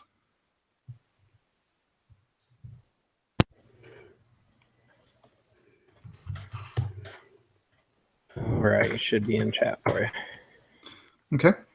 Yeah, just everybody put it in chat, please. That'd be great. Just because sorry, Greg, I was down and then I was stabilized. So my HP just 10. 0? 10. You got the 10 max HP loss back, so you're at. Okay, yeah, cool. Yep. So you're at 10 right now. And now, Drake, if this throws off what you had in mind, feel free to shoot it down. But I just kind of had a envision as these tendrils surround me. If you like, this glowing like crimson form begins to coalesce around me, and I imagine as it grows and takes the form of these long wings with fangs, that my body actually drops to the ground from within the glowing crimson light, and this lays motionless as the new light creature takes on its own actions. I like that idea. Let's go with that one. So this creature of crimson light, I like that a lot, actually. Okay, hold on a second. So what I'm going to have you do, David, I'm going to have you control this creature. Okay. As if you were the DM. Because part of Ravan is within it. So, what is the DC that he needs to make the save on, please? That was DC 13. Could you make that for me, please? Oof, natural 20. So does he take half or what?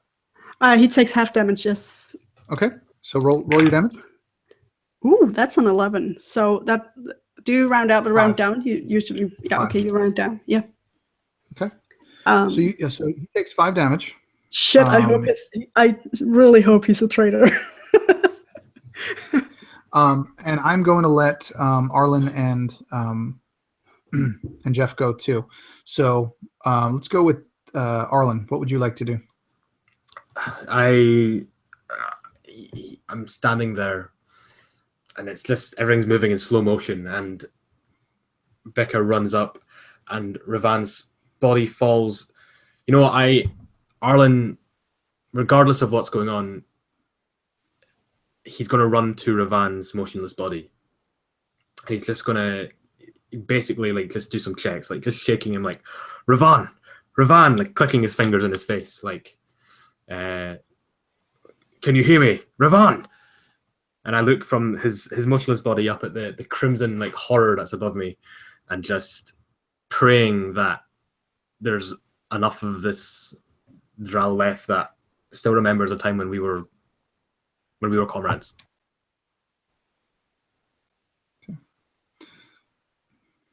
Okay, and Jeff. You still have that protection from good and evil, right? How long does that last? I don't know.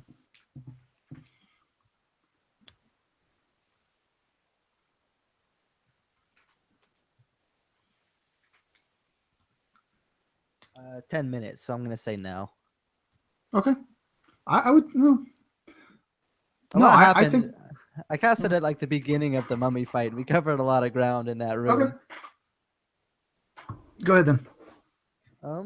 So I'm actually going to Does a 21 hit this dude? Yeah. Okay. He's got the same stats that Dave has. So 15.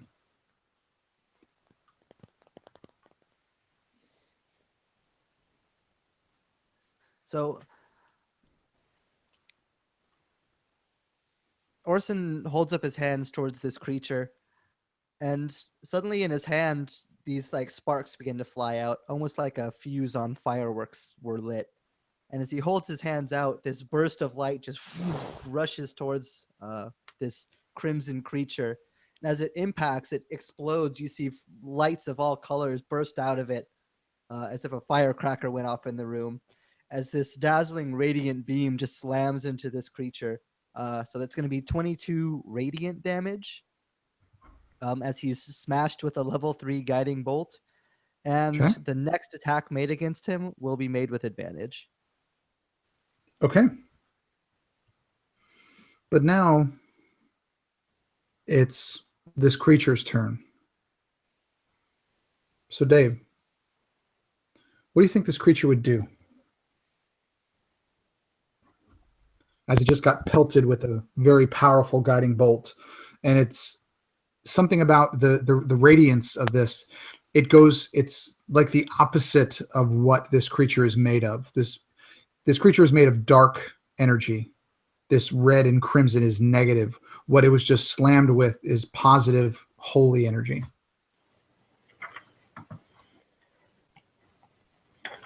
Oh, yeah. So reeling back, you notice as these bolts slam into it, its form kind of dissipates at the area of impact, and then as it manages to right itself back up, you would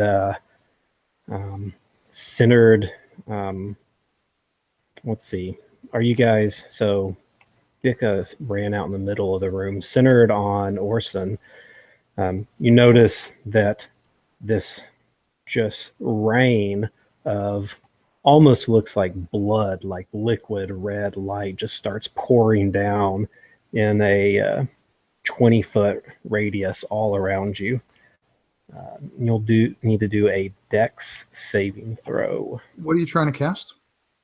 I'm flavoring Ice Storm as like flame. Okay. Do you get that as a barbarian? Because this creature took your essence. Oh, play with my stats. He made you. Gotcha. Yeah, he made you. He's playing through your stats. He's basically you with a little bit of a bump, but he doesn't have any skills that aren't yours. Oh, good. Well, yeah. I'm sorry, I didn't make. No, that's much easier. I was trying Yeah. to. That's why I totally said solve you that. play him because he's your character. That's actually too bad. It was a nice flavor. No, Yeah. I agree. It's just No, that's much easier to work with. I don't want everybody to die yet. That's your job. Don't worry. No, yeah. Well, then it would. Stepping back, then Bika was the nearest one. So the form dissipates, and you notice that this large creature, like its wings flap and it lurches forward and lunges out. Its massive jaws go to take a bite out of Bika. One of them will be a 15, and the next will be a 19. So they both hit. Roll for damage.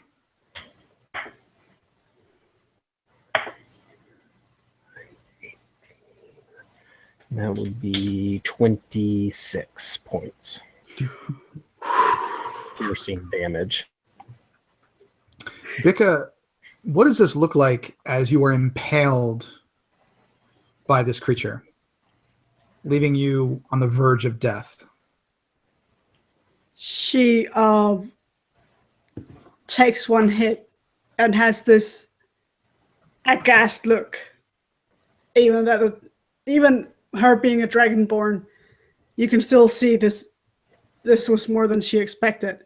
And when the next time she gets pierced, this poison that has been dripping from her maw gets just infused with blood, and she's vomiting blood. The blood is just running from her maw like a tap down her chest, and she's rattling.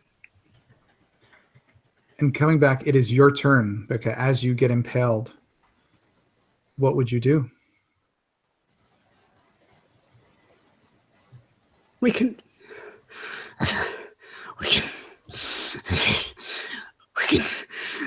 fix this. We don't have to die. Just bleed into the box.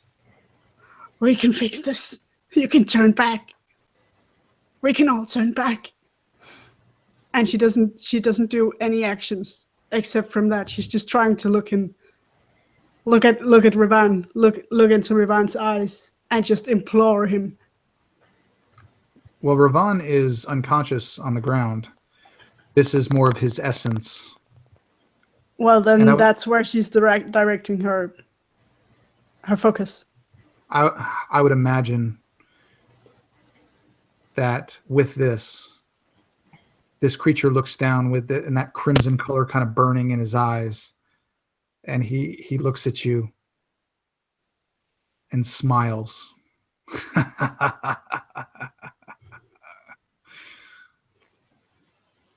But just smiles. Arlen. Okay, so I am kneeling over Ravan's body, and I look over and I see Bika almost die, and I feel hatred for this creature that I once maybe thought was my friend, and I'm not sure what's going on. And I look down at Ravan's body. Now, Drake, how far is the throne from where Ravan's body fell? 15 feet. Cool, right. If you'll allow, I would like to take my spear and cut Ravan's body so that he bleeds onto my hand. Okay. And with that blood, I want to try and run to the box and drop the blood onto the box. See what happens.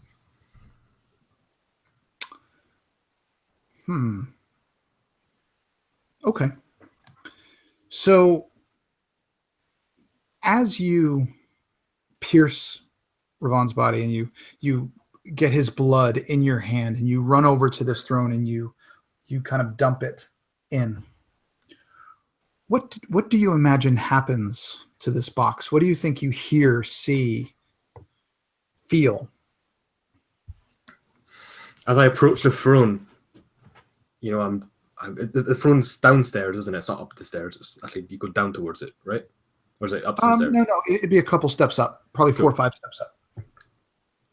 You know, I'm walking towards it, and it's like a tunnel effect. I think the closer I get to the box, I start, it's like white noise in my ears, and the journey seems longer. When I get to the box with Ravan's blood on my hands, and I put a hand out, and I'm going to open it. And well, the box is already open. It's already open, sorry. Those crimson tendrils are coming out of it. So there's just this, like, there's just waves of this chaotic energy just blasting me, and it's almost enough to throw me off my feet, but I managed to ground myself, and I'm holding out the blood.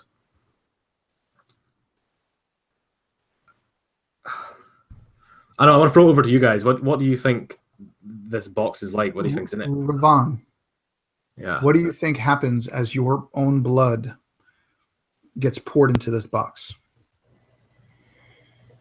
Oof. Dang, that's a tough one. So, as the blood gets dropped into it, I think you would see the light kind of like with a large, gust of wind, would flash and fill the room with this even deeper crimson glow as the box slams shut. And you feel like the earth itself begin to kind of shatter and rumble, and then shaking you're underground, and it's shaking all of the surroundings. And you would see Ravan's body just kind of levitates, and his eyes glow as you would hear this deep booming voice rattle, "I am free." And then just the body drops to the ground, and all crimson light fades from Ravan's eyes, and just poof, and then there's silence. And through this rattling and kind of the earth shaking, the ceiling begins to give way in the center of the room. As ceiling tiles and stone fall, it crashes onto this pristine table. Silver and gold utensils and plates just fly everywhere. And the sunlight comes in reflecting off. The sunlight reflecting off of this gold and silver on the table directly towards the throne.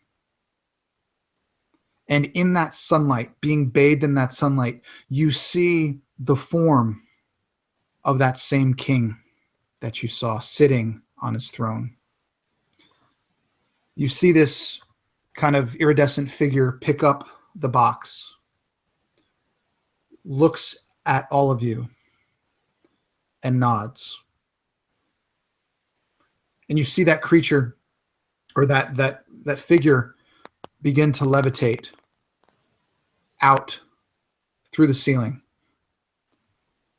and just dissipate. Bika, you see the form of somebody that you've known, your father. He stands beside you, looks at you, smiles in a way that he always used to for you, nods, and just fades away. Ravan,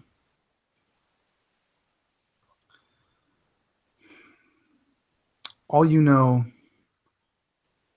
is the hatred and the anger that you have felt for a long time is gone, as if something within you is missing. And I would imagine that you wouldn't know what to do. The Drow are known for their hatred, their anger, their deception, their just everything that is bad. And it almost feels like that's been taken away from you.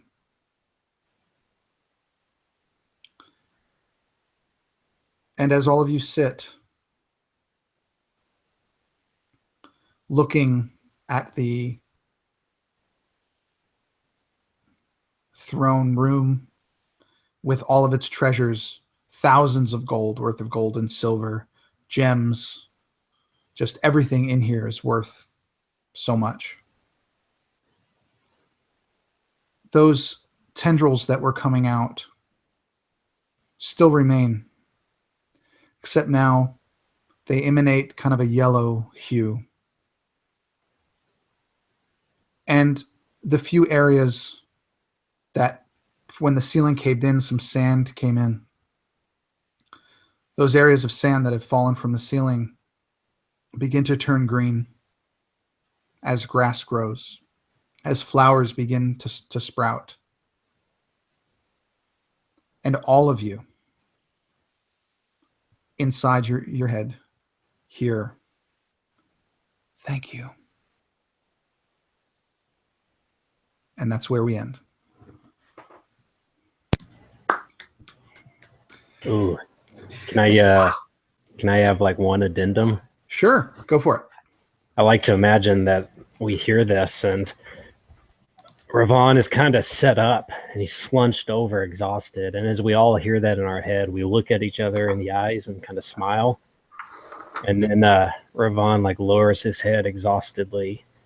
And like for the camera, you would see just barely, you'd see a pulse and a crimson glow in his eyes as we cut to black.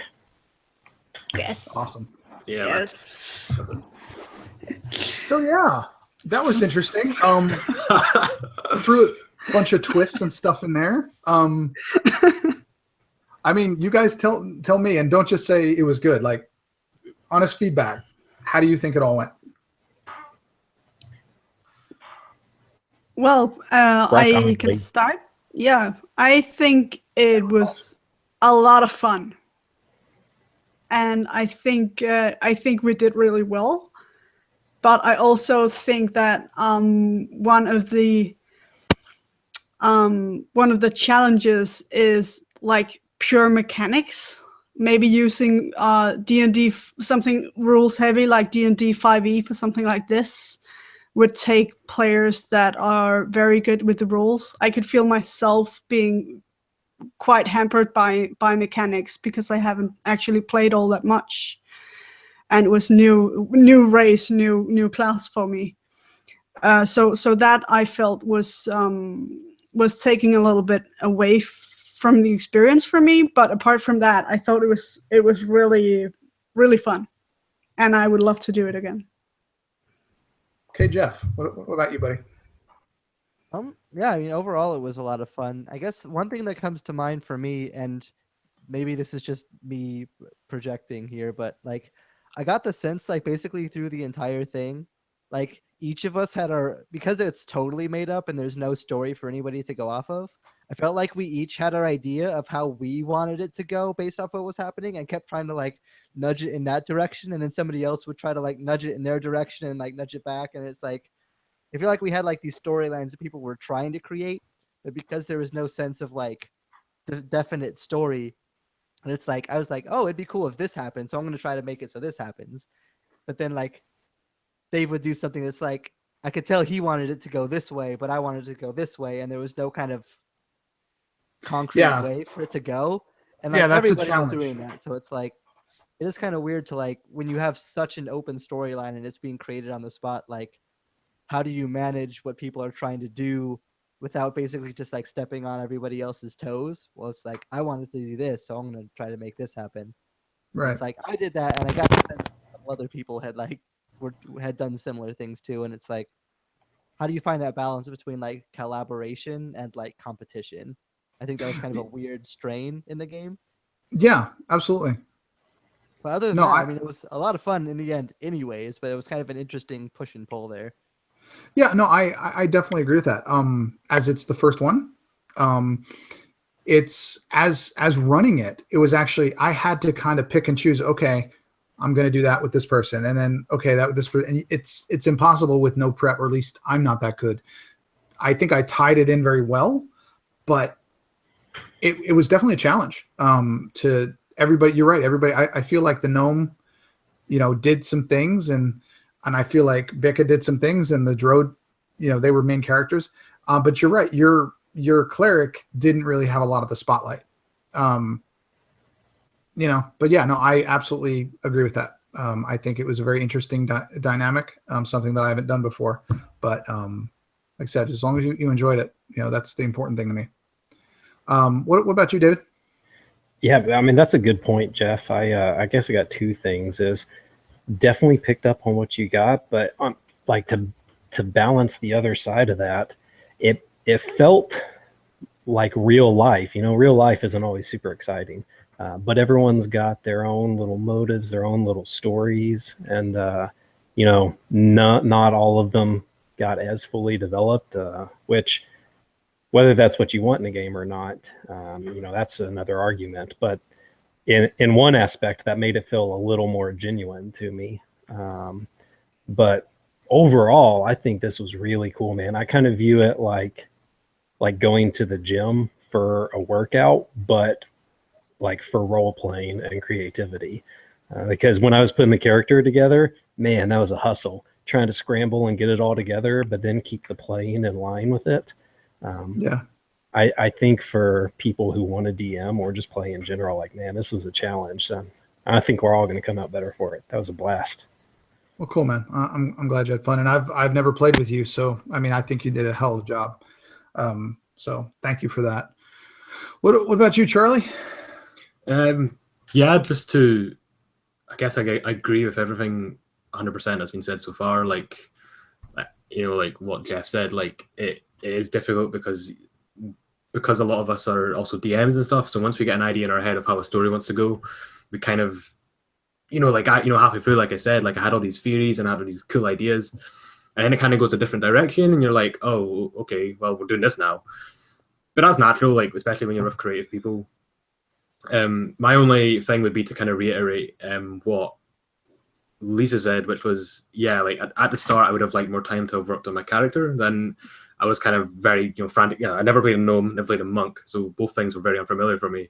So trying to pull that out my ass while also like making a character out of that, I don't know, maybe it would have been better with like a bit of a lighter like system, like in terms of rules and stuff. But otherwise, it was a fantastic, brilliant experience. That's definitely one of my favorite games I've ever played. Just so amazing job, man. And again, guys, the only way that any of us can improve is, to get feedback. Constructive criticism I ask for in every game. I had a lot of fun playing off of you guys. And in the beginning, I was asking you guys to talk about a lot of things, right? And then I got it like, okay, we could do this. And I started asking less. I wasn't sure how to end it.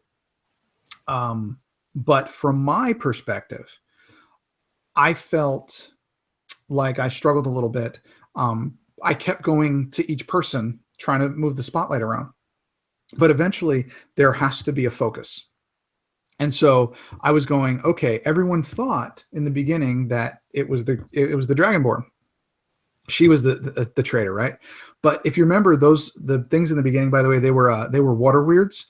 They were only going for the elf. So he was the traitor. He was the one that did it.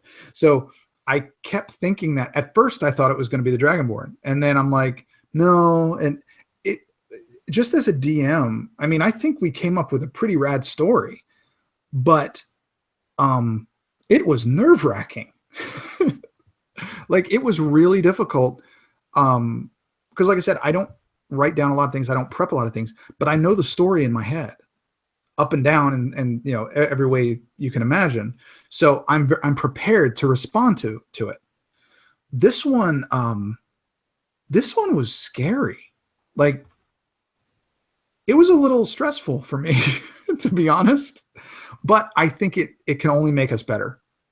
And I think everybody did a great job. I think that I wish I could have spread it around a little bit more. I would love to play with all of you guys again. Charlie and David, I've never played with you guys, but anytime you see, an actual game and you actually want to see me run a real game, please post for it. I'd love to have you. But thank you very much for the feedback, guys. The biggest thing, as always, is fun trumps everything. So, as long as everybody had fun, and that's the most important thing. I think I'm going to try to keep doing these with different people because I'm sure it'll be completely different the next time. But by the way, just in case you guys didn't know, do any of you know what the name Arafel is? It sounds familiar. It sounds so familiar. Okay. In the Dune books, okay. Arafel is the fog of Armageddon. It's the fog of destruction. It's actually the fog of destruction. Oh. So I completely bit that off of Dune because I'm like Desert Dune. Okay, I just watched the movie the other day, and then he's saying Ravan. That's where my head went. Because, that's crazy. Because so but Arafel is literally the fog of destruction. But yeah, the rest of it, I was hoping for more of like I was trying to put you guys in like a PvP mode to like slit his throat and like put him over the box. But y'all were that actually crossed my mind. Getting to that point. That was my next move. Yeah. But good.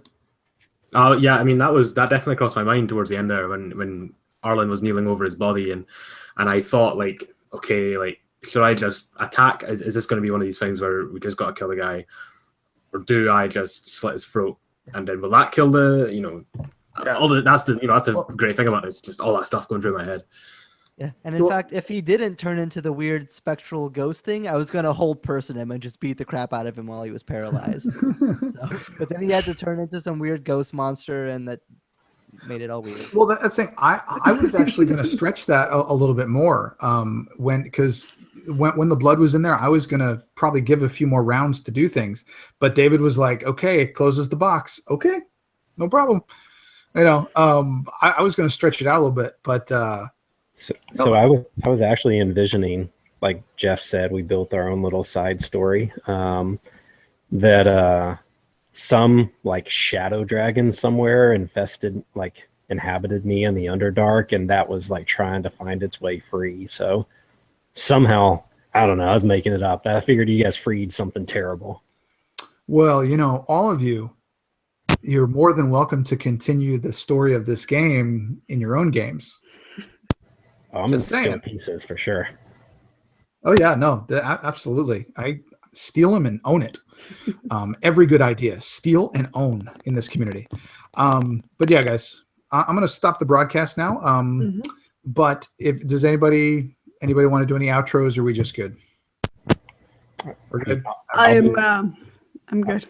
I'll do the requisite absolute tabletop, man. If you're not part of it. Go ahead. Definitely. No, yeah, that's it. Absolute top official group on Facebook. Also, Call to Adventure. Do it. Yeah. Well, if you haven't played, you get first row. So. Yes, we are. I'll kind of plug that. Jake Norman and I are spearheading a movement called Call to Adventure, where we are running. We have about 35 or 36 DMs now in our arsenal that have agreed that run a game every month or two for new players. Now, that does not mean that you've never played D&D. That does not mean that you could be new to D&D. You could be new to Call of Cthulhu, Savage Worlds, Fate, whatever. We're going to be running a whole bunch of different games. We want newer people in to learn the systems. If you've never played something before, you get first seat. So don't be shy. Don't be scared. We're going to take you through it. We're going to explain everything start to finish, and then we're going to run a game. I'm running one next Friday, I think, for 3 brand new players. Don't even know how to put character sheets together. So we're going to be working on that all week. But it's a movement that we're just trying to get this community more involved. There's almost 3,000 people in the Absolute Tabletop group, and probably only about 100 of them are active. So we're trying to get some of these new people in to realize that we're not that scary, or at least most aren't. I probably am. Because I like to kill people, but I don't kill people. These do. Just saying. But no, guys, the Absolute Tabletop group is amazing. Check out the Oath of the Frozen King Kickstarter. That's still going on for another few days. They're a little bit over $25,000, so check that out. If you like this, guys, like the thing, comment, so subscribe to the RPG Construct. I would appreciate it. And on that note, I'm going to stop the broadcast and talk to these guys for a few more minutes after. But thank you, everybody, y'all did a great job. Thank you so much. Have a great night.